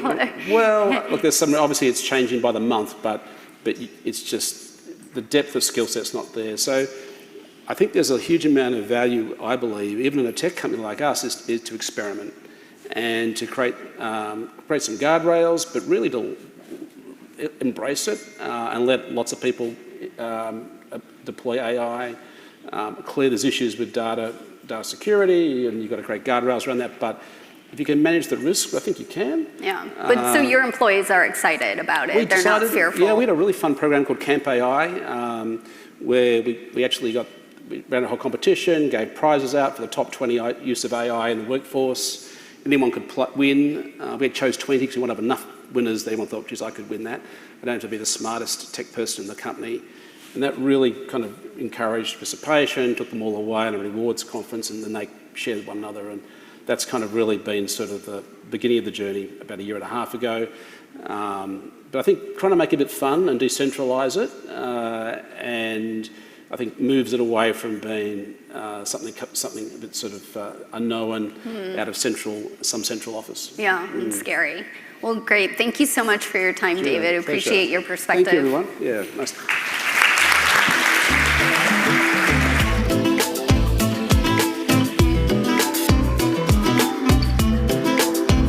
Please welcome Jason Tisco, Senior Vice President of Policy and Programs for the U.S. Chamber of Commerce, and Dane Lin, Senior Vice President of Corporate Initiatives at the Business Roundtable. Jordan Weissman, Semafor's Washington editor, will moderate this conversation.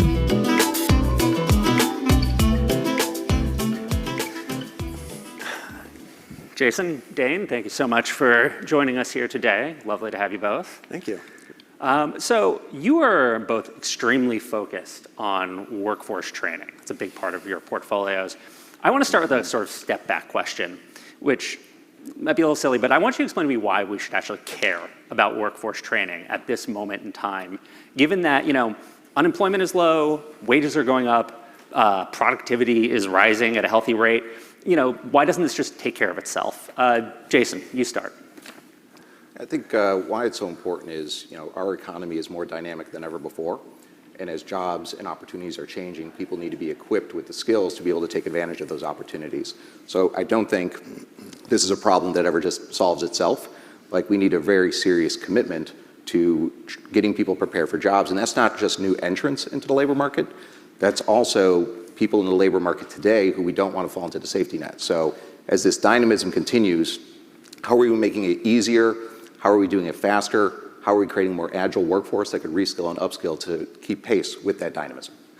Dane, is there anything that Jason left off there? And, following up from it, what needs to be done right now to improve training? So, just being really pragmatic, yes, the labor market's tight, but we have 8 million open jobs. And we're worried, for the reasons that Jason just stated, about our ability to compete. And the key way in which you compete is talent. And it is about recruiting skilled talent, but it's also, given the evolution of the technologies, not just AI, but technologies broadly speaking, it is about the reskilling and upskilling of individuals. So is that a public policy thing, or is that a, individual corporations need to figure this out type thing? It's a both and. Okay. And it's a both and on the federal policy side. It's about, let's talk about where we are today on the federal policies. And that is the Workforce Innovation and Opportunities Act, WIOA, reauthorization. Kudos to Congresswoman Fox and Congressman Scott. Amazing. We have something bipartisan in the House, and we're encouraged by what we can see in the Senate. And for anyone who's not familiar with that piece of legislation, because it's not at the top of the New York Times right now. It is not at the top of the New York Times. Can you tell me a little bit about it? But it is the biggest investment we have in this country, and aside from Pell Grants, in the federal workforce system. And we need more of those funds to be dedicated to actual training individuals. The second big piece is around the Pell Grants. And this is the population of individuals that cannot afford. They need that federal financial assistance.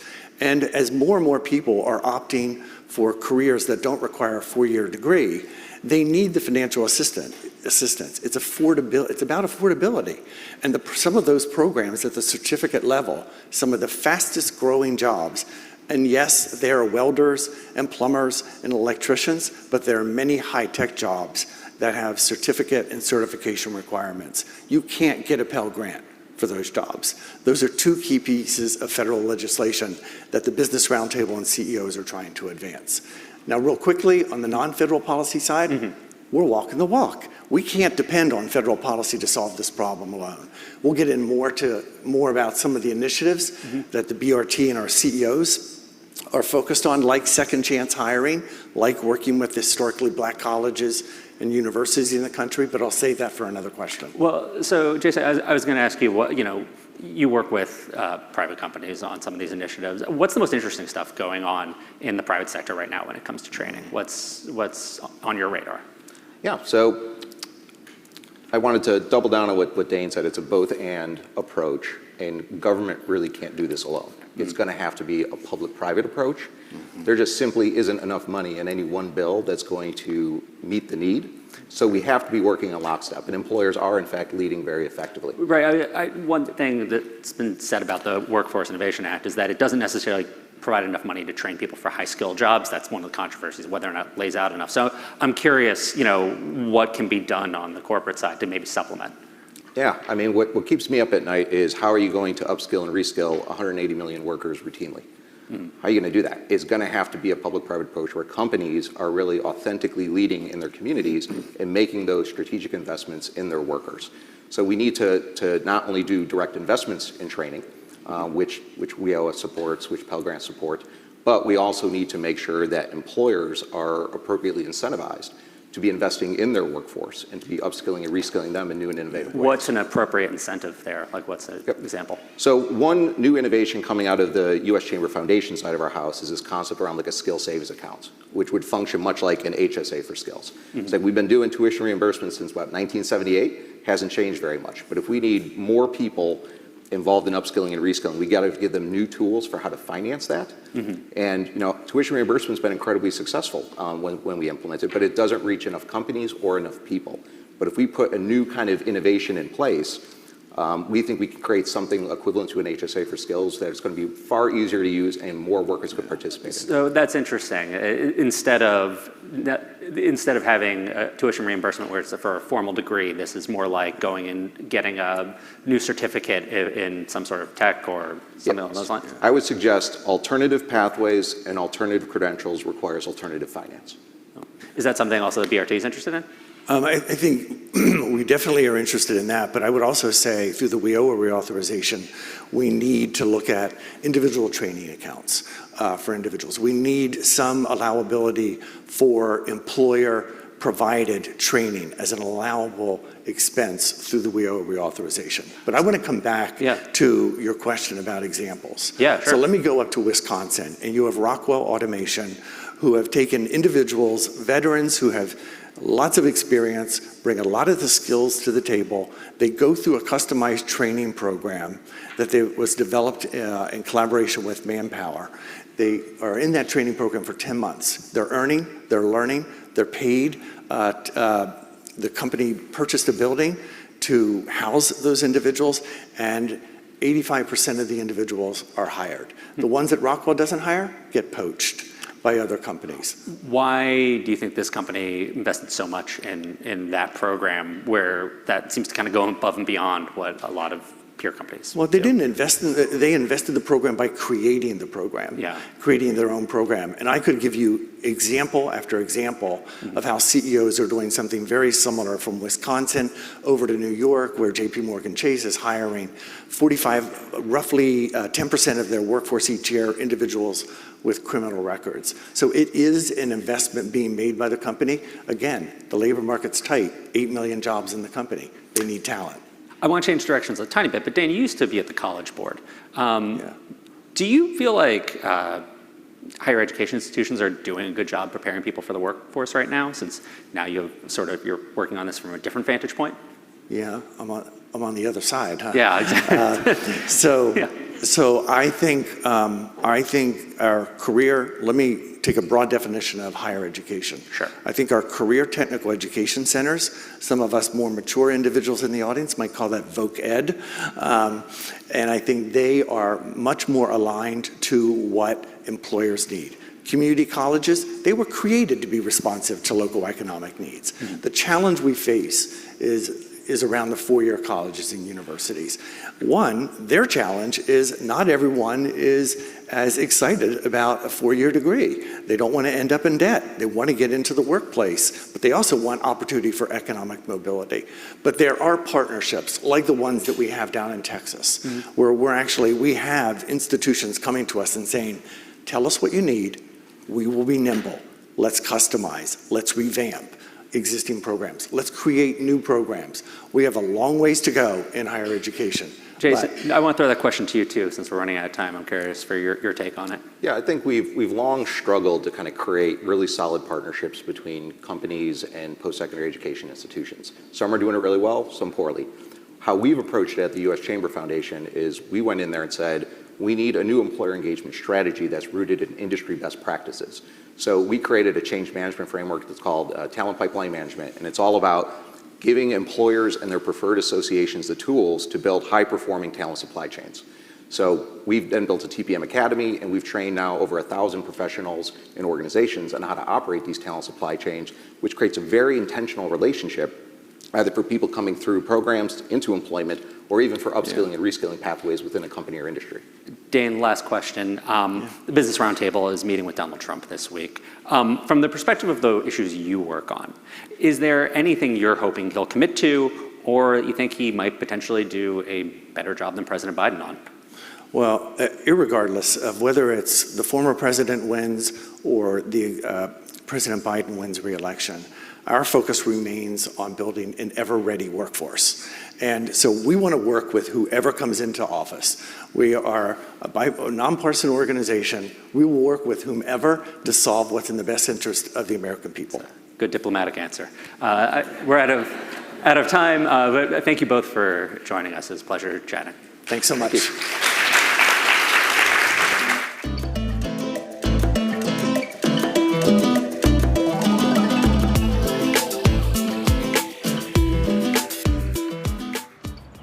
This is Apex Technical School in Queens, New York. We decided to visit Apex because we'd read that the number of students enrolled in vocational-focused colleges rose 16% last year to the highest level since the National Student Clearinghouse began tracking such data. Inside Apex, students learn skills for trades ranging from electrician to plumber to auto mechanic to welder. And it was inside the welding shop that we met Olivia. My name is Olivia Colon. I'm from Croton-on-Hudson, New York. I'm 21, and I graduated from Croton-Harmon High School in 2021. I have been here now for about 7 months. I'm coming up on my graduation in a few weeks, and it's been a great experience. So I had done a year and a half at School of the Art Institute of Chicago. I was an art major, but I just wasn't thriving there. I wasn't feeling really good about myself. And so I took some time off and I started looking into trade schools. And welding made the most sense because it joins, the trades and the arts into one. And that really interested me. I'd never welded before this, so I just took the jump. I searched up trade schools near me, found Apex, and yeah. That's amazing. So you were at the Art Institute. Is that a 2-year program or a 4-year program? It's a 4-year program, and it's a very expensive school, and I would have loved to be able to thrive there, but it just wasn't happening, and it felt like a lot of money going down the drain, whereas this, I'm not going to be in a bunch of debt for the rest of my life. It's something I can pay off, especially because I'm almost guaranteed to find a job after this. What do they provide as far as placement? They do have a job placement office, and they help with resumes and setting up interviews, things like that. I am interested in fabrication, that has a little bit more of an artistic side to it. What was your interest coming out of high school? What were you interested in doing, and what kind of schools were you looking at? I felt like I had to go to college. Everyone in my family went to college, so I always knew I wanted to be an artist. I love art, so I started looking at art colleges. When I got into School of the Art Institute, I was very excited, and I still love art. I love to paint, I love to draw, I love fibers and all that, but it's just not something that I can make a living out of at this moment in my life. And welding is just the perfect opportunity to take my interests in arts as well as like using my hands and joining it into one. What's the sort of attitude about going to trade school versus a four-year college like the one you went at? Like, do you feel like there's a shift in attitude towards that? I think a lot of people are still very like adamant that, you know, new high school graduates should be going to college. I have met a lot of people though that are very open-minded. You know, they know that we need tradespeople. It's always a growing industry. They're constantly in need of people. I was lucky enough that my parents were like, hell yeah, just go for it. And you know, sometimes it's a bit trickier for me as a woman. I know that there are a lot of people out there that think that this is a man's job, and I'm not a man. I don't really care. I'm small, but I'm mighty. I love it. I love what I do. What would you say to people who are graduating from high school now, maybe even students at the high school you graduated from, about this experience? Has it changed your mindset about college versus trade school? I would definitely encourage trade school. Especially for kids that, you know, are interested in the trades, like using their hands. And it's nice, especially for me, because all the work we do is mostly in shop. At the end of the day, I can go home, I can relax. I'm not stressed out about essays and due dates and all this, you know, so I can hang out with my friends, be with my family, and then the next day I get up and I can do what I love. Could go back in time and tell like 10-year-old me, yeah, you're gonna be a welder. She'd be like, what the hell is that? But it's been such a great experience. I'm really happy that I did this. I hardly knew what welding was like 7 or 8 months ago, and now I feel like I know a lot more, and there's still more to know and learn and grow, and I'm really excited about that journey. Please welcome Valerie Capers-Workman, Chief Talent Engagement Officer for Handshake, and Chike Agu, Senior Advisor, Project on Workforce at Harvard University. Jordan Weissman returns to the stage to moderate this conversation.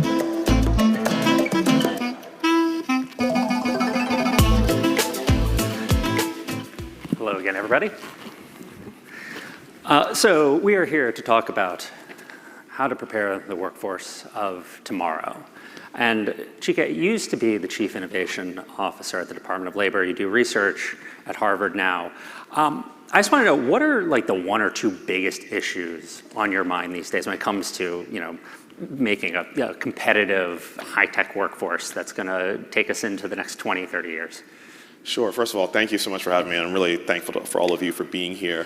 When I think about this, I split this into what do managers need to think about and what do workers need to think about. And I think for managers, we hear a lot of talk about AI and how the world is changing, and in some ways, the basics are more important than ever.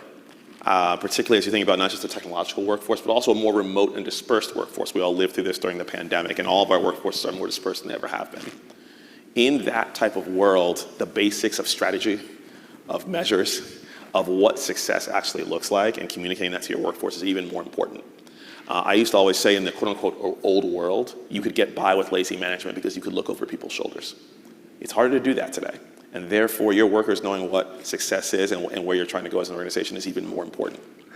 That's really interesting. Like, when people have these conversations, usually it jumps to, oh yeah, it's AI, or making sure we have enough clean tech manufacturing workers. But actually, it's just to the nuts and bolts, the blocking and tackling of making sure people are able to do their jobs well. That's something we need to figure out again, since we've changed the way we work. Absolutely. I think it's managers being clear about the forest and the trees. Yeah. And so you said there's a second thing, though. You're also... Yes, and the second thing is for the workers. As we think about skills, I kind of divide skills into 2 buckets. There are what I call the just-in-time skills. These are the technical skills, the things you need to know to do a particular job at a particular moment. This is where technology, AI, some of those technical things you take tests for are really important. But then there's this other set of skills, what I call the timeless skills. These are the things that human beings have been doing for hundreds and thousands of years. This is communication, leadership, conflict resolution.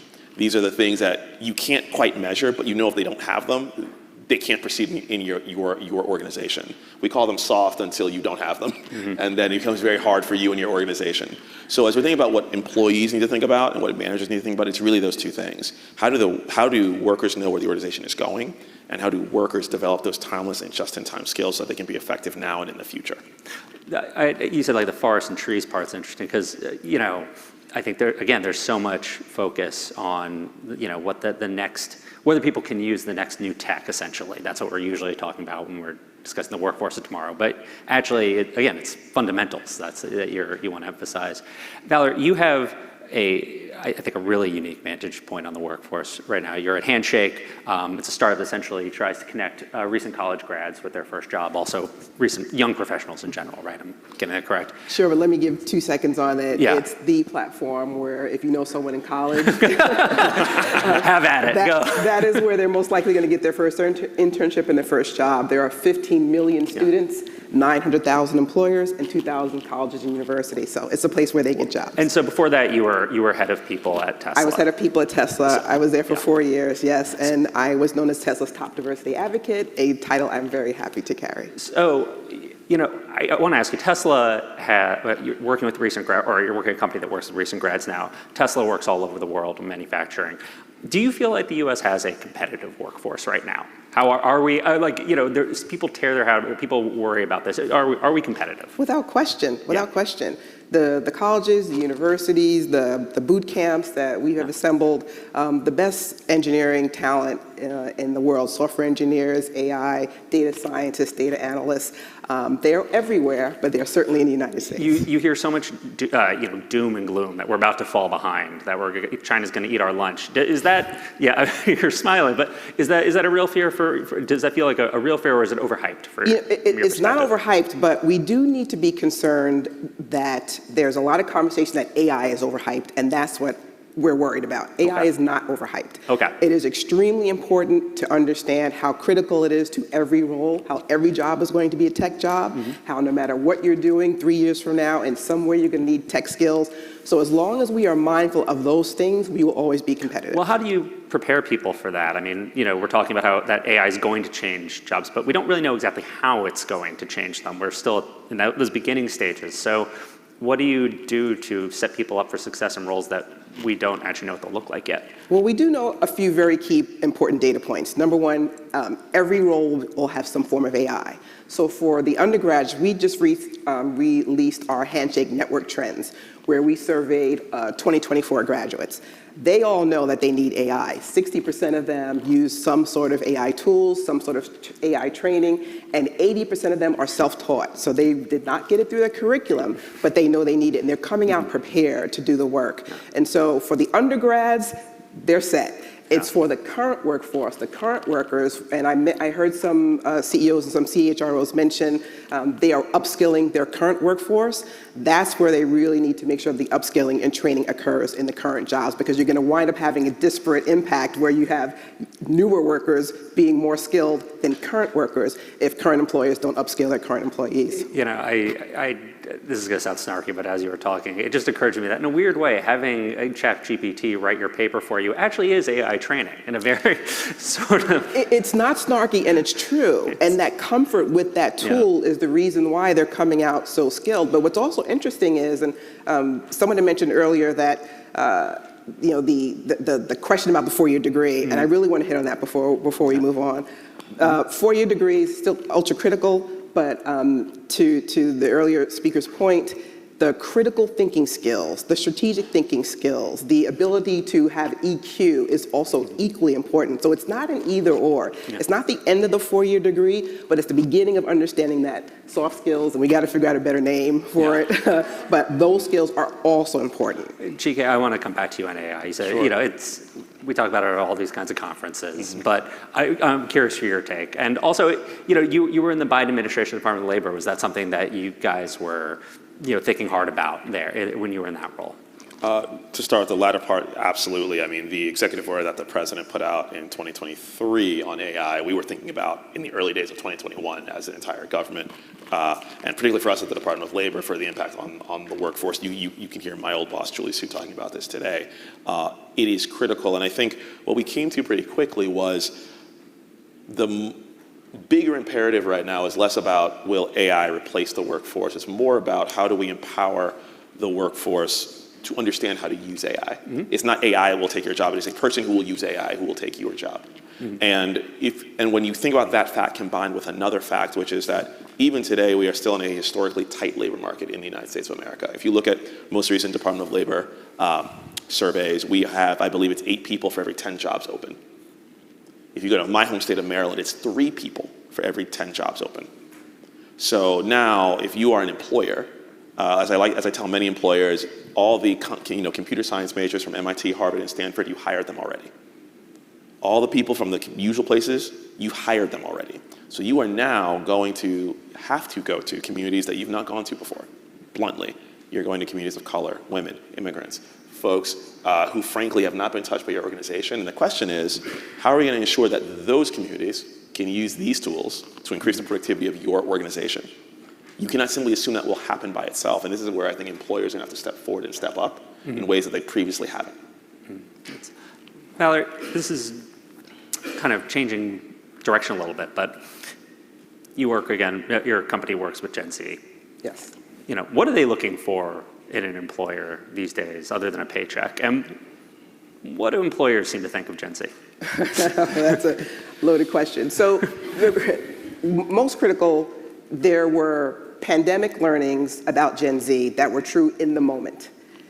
Employers cannot make decisions based on those pandemic learnings because we are now in post-pandemic. Number one, remote work is not the most important thing to them anymore. They want hybrid, they want flexibility, they are lonely, they are concerned about being by themselves, so it's not about all remote anymore. They want flexibility, they want hybrid.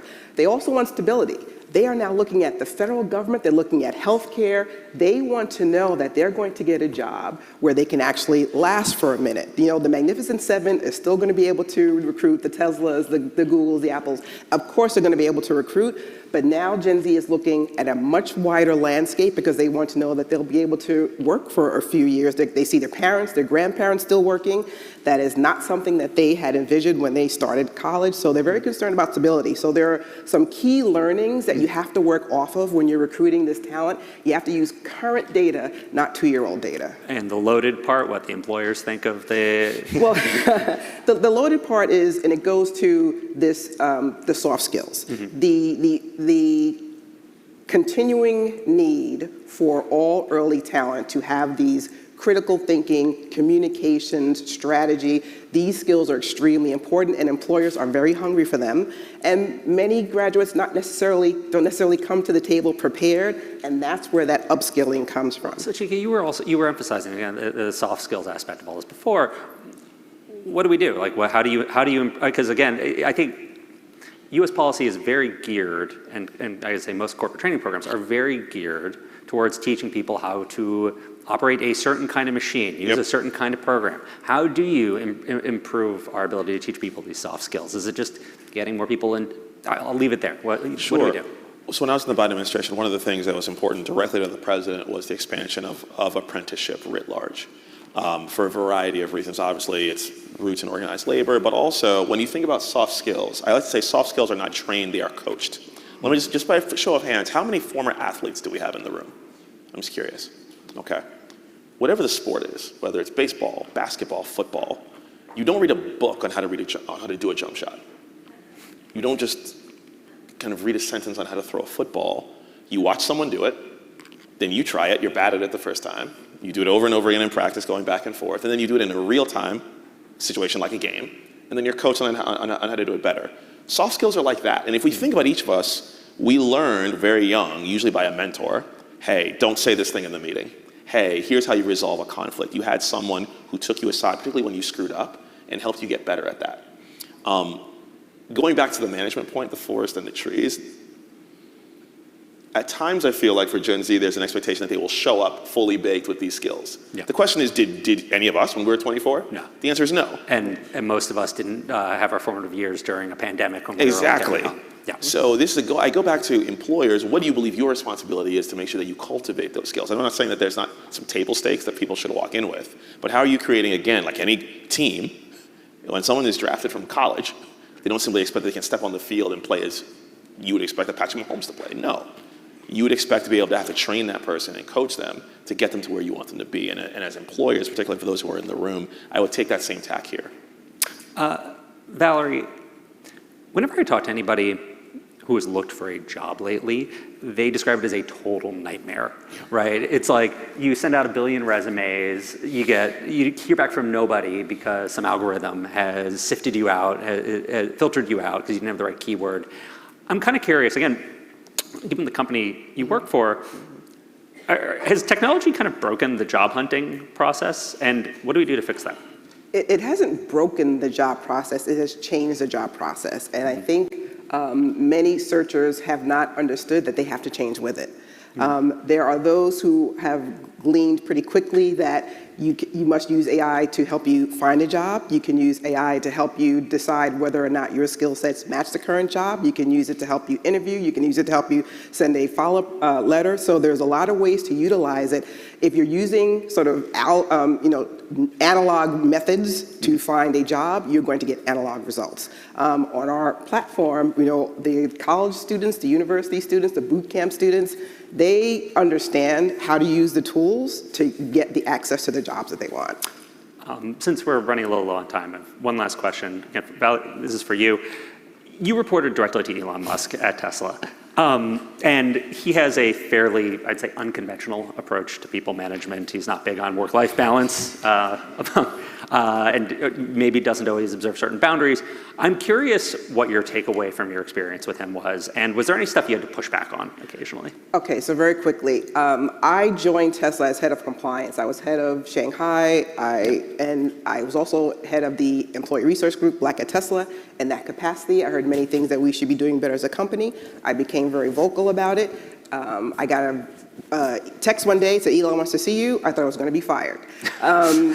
He said, I hear you think we should be doing things better. I said, yes, we should. What should we do? I told him, when you hire an HR person, this is what this HR person should be doing. He says, you're heading HR. I thought, no, I didn't want to do that.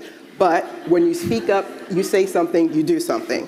We increase salaries, we increase equity, we increase mental health benefits, we increase access to affordable resources for those who want to make their life-changing decisions for reproductive changes. So I did what I thought should be done under those circumstances, regardless of what the existing ecosystem provided. Thank you very much. It was nice speaking with both of you. Thank you so much for all our time.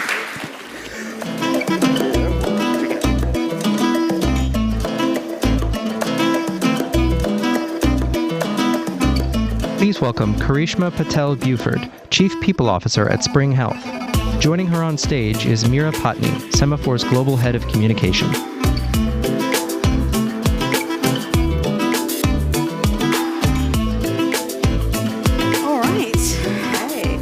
Karishma, thank you so much for joining us today. I just wanted to do a little bit of play your hype man for a second here. You're a veteran HR leader. You've worked at major companies like Groupon and BAE Systems, Korn Ferry, and your current role as Chief People Officer at Spring Health, which is just a huge mental health provider. You're working with over 150 global companies, big places like PepsiCo, General Mills, Instacart, and you're also a clinical psychologist. Yes. So we'll have a session after this, but for the purposes of this session, I wanted to bring us back to this conversation around Gen Z. Yeah. We saw in that video there that, some younger workers have decided to eschew this sort of traditional, perhaps like college, path, and really like looking for new ways to forge their own paths. I'm so fascinated with the kind of companies you work with and how you advise them on this group. Yeah. Because I just think that, when you're talking to a major conglomerate about Gen Z, are they just sort of like question marks coming out of their brain? Lots of questions, certainly. And the thing to think about is how much the employee value proposition has changed over the last 5 years, right? Employees started to be able to get leverage by being able to work anywhere, right? After COVID, you didn't have to be in the same city. And so the stakes got higher. Only the market turning has buffered some of that leverage, but the employee value proposition had to be redefined. So one of the things that we do at Spring Health and talk to customers about is, from a work perspective, Gen Z, more than any other generation, is looking for, if we go back to Daniel Pink, right? Intrinsic motivators, purpose, mastery, autonomy, meaning, fulfillment, and then from a personal standpoint, the whole person. supporting the whole person, feeling seen and heard and valued. These are things that allow people to come and actually stay. They're engagement and retention factors that really weren't, I wouldn't say, are as meaningful in other generations or even pre-COVID. And so fulfilling that is a big task. Yeah.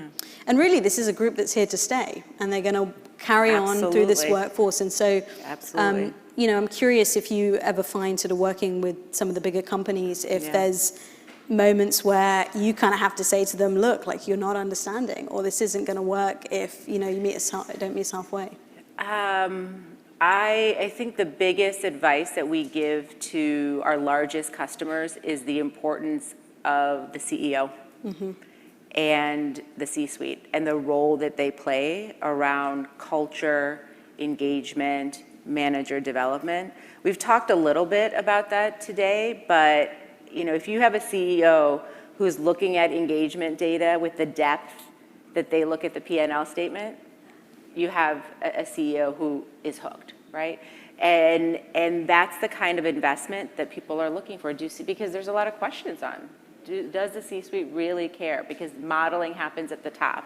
And so those are a lot of the conversations that we have around how invested in your people strategy is your most senior leader. Well, I think one thing you can do, Krishma, is show any of those CEOs that eye-popping $8.8 trillion figure. That's the cost of low employee engagement. Yes, yeah, absolutely. And so, you know, one of the things I can share at Spring Health, we look at engagement, we measure it, and we call it thriving. So we have a very specific framework around thriving where we measure how energized, empowered, and inspired people feel. And we wanted to go from really generic, broad engagement surveys to a very, very specific measurement of what we know people need to feel engaged, do their best work, be productive, and stay. And so adding science will win is one of our values at Spring Health. And so we've baked in a lot of science in our surveys and how we actually measure the well-being of our employee base. Because I think actually for a lot of companies, it's sort of pretty intangible a problem, right? To say, well, how do we fix mental health? I think there's a question at the top of, I'm curious actually to get your opinion on this. It's sort of a spicy one, but do you actually think it's the role of employers to fix mental health issues? When I was a clinician seeing patients 15 years ago, I would have been shocked by that question. And everything has changed.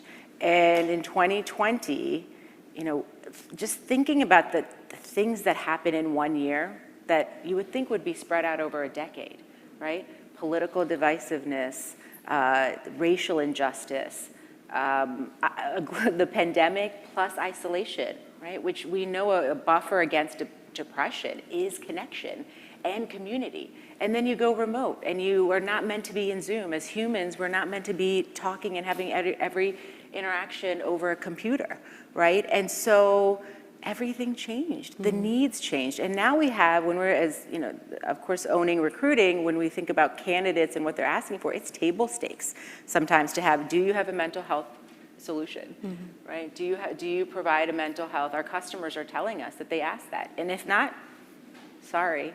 And so it's not only is it, yes, the demand is there, but it's actually turning into not a perk, it's a table stakes, right? We're a table stakes expectation now. And I think that's a result of what we've been through over the last several years. Right. And I want to just go back on the point of engagement. Gallup in their study, this is actually another shocking figure. 62% of the world's workers report that they struggle to be engaged at work. I'm curious if you think that, you know, whose responsibility is that to fix? I think we were talking about a little bit of this backstage. Is it managers, and we'll touch on those in a moment, or is it a top-down issue? I have a strong bias that, and it's not just HR, right? You hear the cliche, it's not HR's job to fix culture, and this is why I think the senior leadership is so important, because think about, like, as I think about the days that I'm de-energized, it's days that I haven't been able to use my strengths, no coincidence we're at Gallup, but use my strengths, lots of friction in my day, like just being hard to get things done, right? Processes that get in the way, cross-functional collaboration is broken, relationships are broken. So how do we remove the friction? How do we empower people to do their best work? That's all systemic, right? That's not one manager isolated in one department. These are systemic problems that every company goes through. And the faster you grow, the more it's like suddenly here and it's hard to get work done. And that has to evolve and improve through senior leadership. I think, managers are a very important vehicle on executing that, but if the support isn't there from the top around really fixing some of the friction, the inefficiencies, and allowing people to just get their best work done as fast as possible, that's the de-energizing, that's the burnout. And that's often about processes and practices and how we communicate that might need to be improved. I love that because I think so often in big companies, there's this notion that it's not the root and branch change, but it's almost, hey, let's bring in some puppies for the day and hire an ice cream van to park outside the office. And hey, guys, it's Sundays, Friday. Yeah. But actually what you're saying is that, the job you have to do is actually convince the CEO that this is almost like a sort of, there's an infrastructure to this. Absolutely. Like those are momentary. Yeah. You get sort of the momentary glee and happiness, but it's not sustained, right? You think about death by 1,000 cuts, right? So if you're feeling this like friction or it's challenging or how a CEO in my past life said, culture is about how you feel on a Sunday night, right? About going to work the next morning. And so this idea of what is your daily experience? Like those are those are fun things, but they last a day. Right? So it's like you got to be thinking long-term and sustainable change and the actual employee experience on a day-to-day basis. I just wanted to pick up on, this notion again of sort of responsibility. And I think if you read the Gallup report, you start to actually see that, it's the managers for the first time who are just like, my God, like I'm burnt out. I'm dealing with all these issues. I'm sure so many people in this room have direct reports. How do you fix that when it's the managers? And I think, another great sort of stat in here is around engaged managers equal engaged employees. But what do you do when the manager isn't engaged? The manager is absolutely critical. There was another stat that's been out for the last year around your manager, right, in terms of your mental health, that your manager impact is about the same as your spouse or partner. Right, so and this was a UKG study. So the getting managers the resources they need is so critical. And actually, like just going back to Spring Health and what we offer is we have a twofold solution, which is the Spring Life core mental health services, coaching, med management, therapy, and then we're actually rolling out what we're calling Spring Works, which is good for your business and your managers. And it's all about giving managers the support they need to be the best managers, developing navigating some of the challenges of everything we're talking about, burnout, engagement, how to work through your team, having a low point from a morale standpoint, navigating a complex situation. So there's not enough out there right now. When we talk to customers, this is the exact question. What more can you do for my managers? How can you support my managers? And in some case, we provide on-site support, mental health and employment. Our in-house consultants provide on-the-ground support for managers who are in the moment needing some real-time advice on how to navigate some specific issues. And I think picking up one major issue that we also spoke about backstage, and we've heard a little bit today, is this idea that loneliness is just such a major issue, and we're, even I can't think how many years are we past 2020. I know.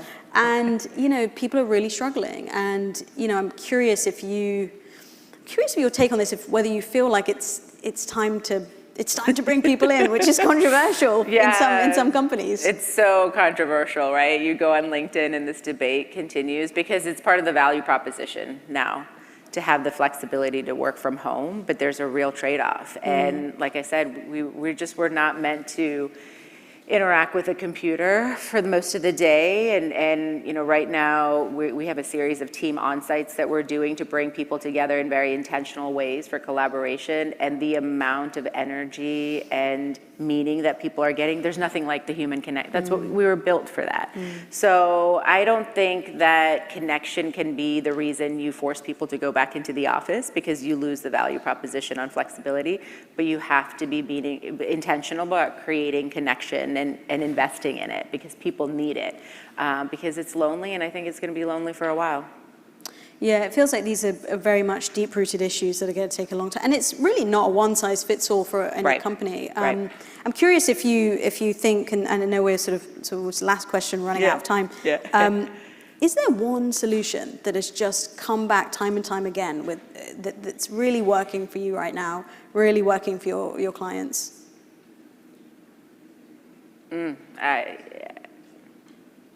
There isn't. But leaving things on. This is how I'm gonna.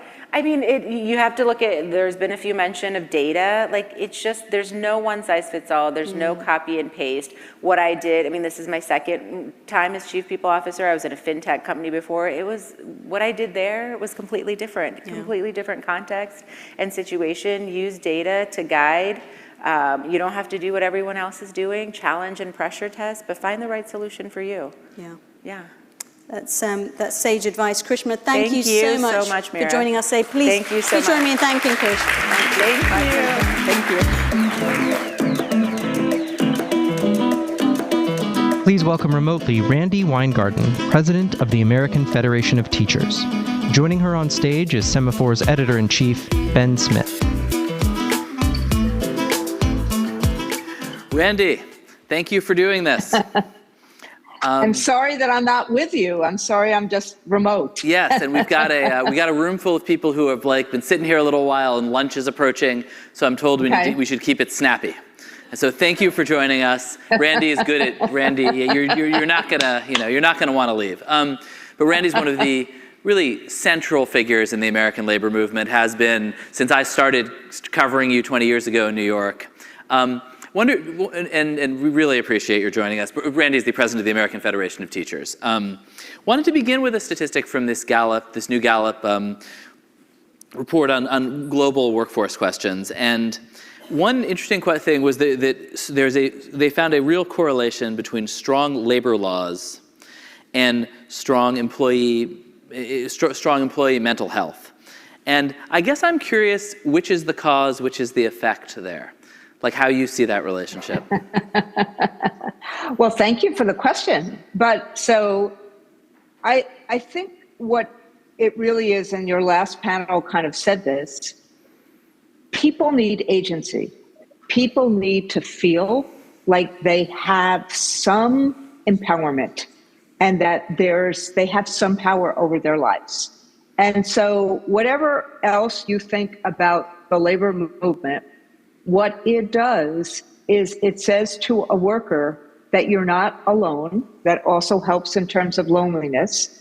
But it also says that you can take a risk, or you can say what you believe, and you're not going to get fired for it. Or, you're going to at least have some modicum of due process. Now, I'm going to say this as quickly as I also say that years ago, we started saying that tenure is not an excuse for managers not to manage, and it's not a job for life. So due process does not equal job for life, does not condone mediocrity, does not condone incompetence, does not do any of that stuff. But for most mere mortals who are not gazillionaires, you need to actually have some sense that you have some control over your work life and some control over your life. And that's what labor rights give you. It's basically not just a voice at work, but that kind of sense of agency. And the second thing it does is it gives you community. Like, the only way, and we do a lot of stuff now, bottom up, not top down. I know people know my name and blah, blah, blah, blah, blah, blah, blah, which is like a word in the English language these days. But the other piece in your report or the Gallup report that's so important is this loneliness, which we also see in kids with their fixation on devices. They don't talk to people. They don't look at people.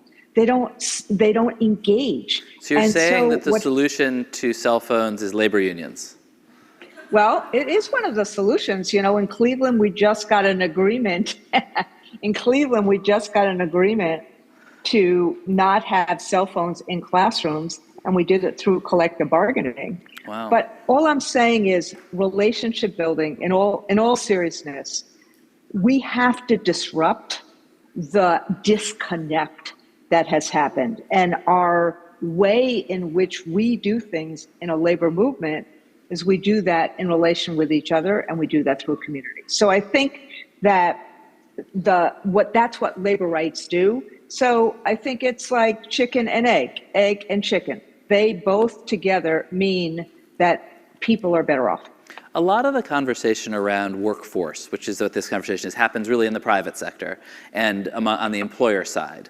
And a lot of the conversation today, I think a lot of the folks in this room are in some way on the employer side of these conversations. And I'm curious, like what you just said, and I've seen you in other forums talking like kind of a very conciliatory, cooperative way about the relationships between the labor movement and employers that feels a bit new to me, honestly. And I don't know if that is new or if I'm just picking it up. And I'm curious if that's something that you see shifting, if this is just a PR tactic. What's going on? Well, look, and Ben, you know me. Remember one day we had this long conversation, you as parent, about teacher-parent conferences a long time ago. And, I do. You know, let me say it in three ways. Number one, I come from Al Shanker's union. Now, Al Shanker, remember Woody Allen, a little joke about Al Shanker? But if you talk to any business leader of his generation, they used to talk about how important he was.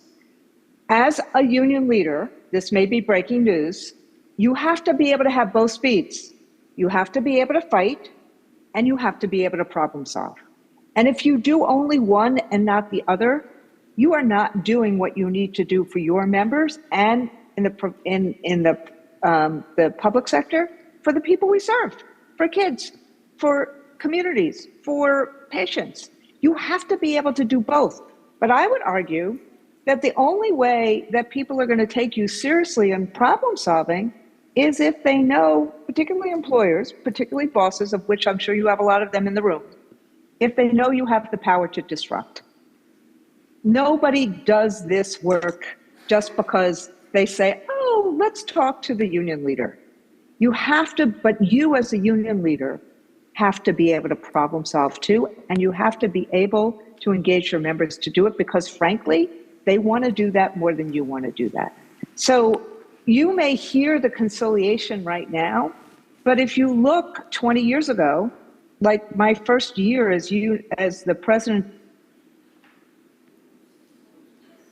Huh. Seems like we briefly lost the signal here. I'm not sure, Randy, if you can hear us. But I certainly do remember her early years, both conciliating and confronting the New York City Teachers Union. But I think maybe we ought to leave it there because she has either disruption or cooperation to get back to. And we are nearly out of time. Oh, Randy, you're back. We briefly lost you there. I'm going to ask you, we only have like a minute and a half left. And so I'm just going to ask you one last question, which is, you talk to the Biden White House all day. The election's coming up. Do you think Joe Biden is doing what he needs right now to reach labor unions and to reach workers? And anything he ought to be doing that he's not? So look, we are in a world of disinformation and misinformation. You can see when Joe Biden gets to talk to people directly, like at the State of the Union, his numbers go up.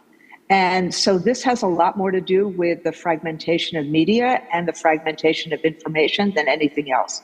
The systems are broken. We are trying to fix 40, 50 years of labor policy, but there's not been a president who has done more to try to reward work and to try to actually find and be deeply respectful of the work that workers do in the country, as signified by him walking on a picket line, and his wife teaching in a classroom. Well, thank you so much for joining us, Randy. This was great, and we really appreciate it. Thank you.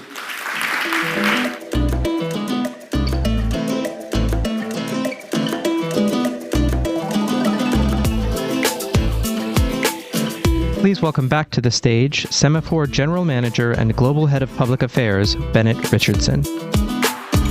Real quick, thank you all so much for being here today, for joining us for these incredibly thoughtful conversations. Big thanks to all of our speakers, all of our moderators, spending your Wednesday morning with us, and most importantly, all of you, right? The world at work is all about the people and all about the networking and the conversation, so thank you all for being here. Especially want to thank Gallup for hosting us and for debuting all of the results of the Global Workforce Report, some fascinating stuff in there. Like I said at the beginning, if you haven't got it yet, dive in, tons to learn. ServiceNow and Flex for being our partners and making today possible. Speaking of the world at work, hybrid means cyber threats and cyber attacks. Next Tuesday, right back here in Gallup, June 18th, cybersecurity tackling the policy puzzle. We'll have Ron Wyden and Newberger and an entire really interesting slate of top-tier speakers. We'd love to have you back here. Then, thanks for joining us. Grab some lunch. Hope to see you soon. Appreciate it.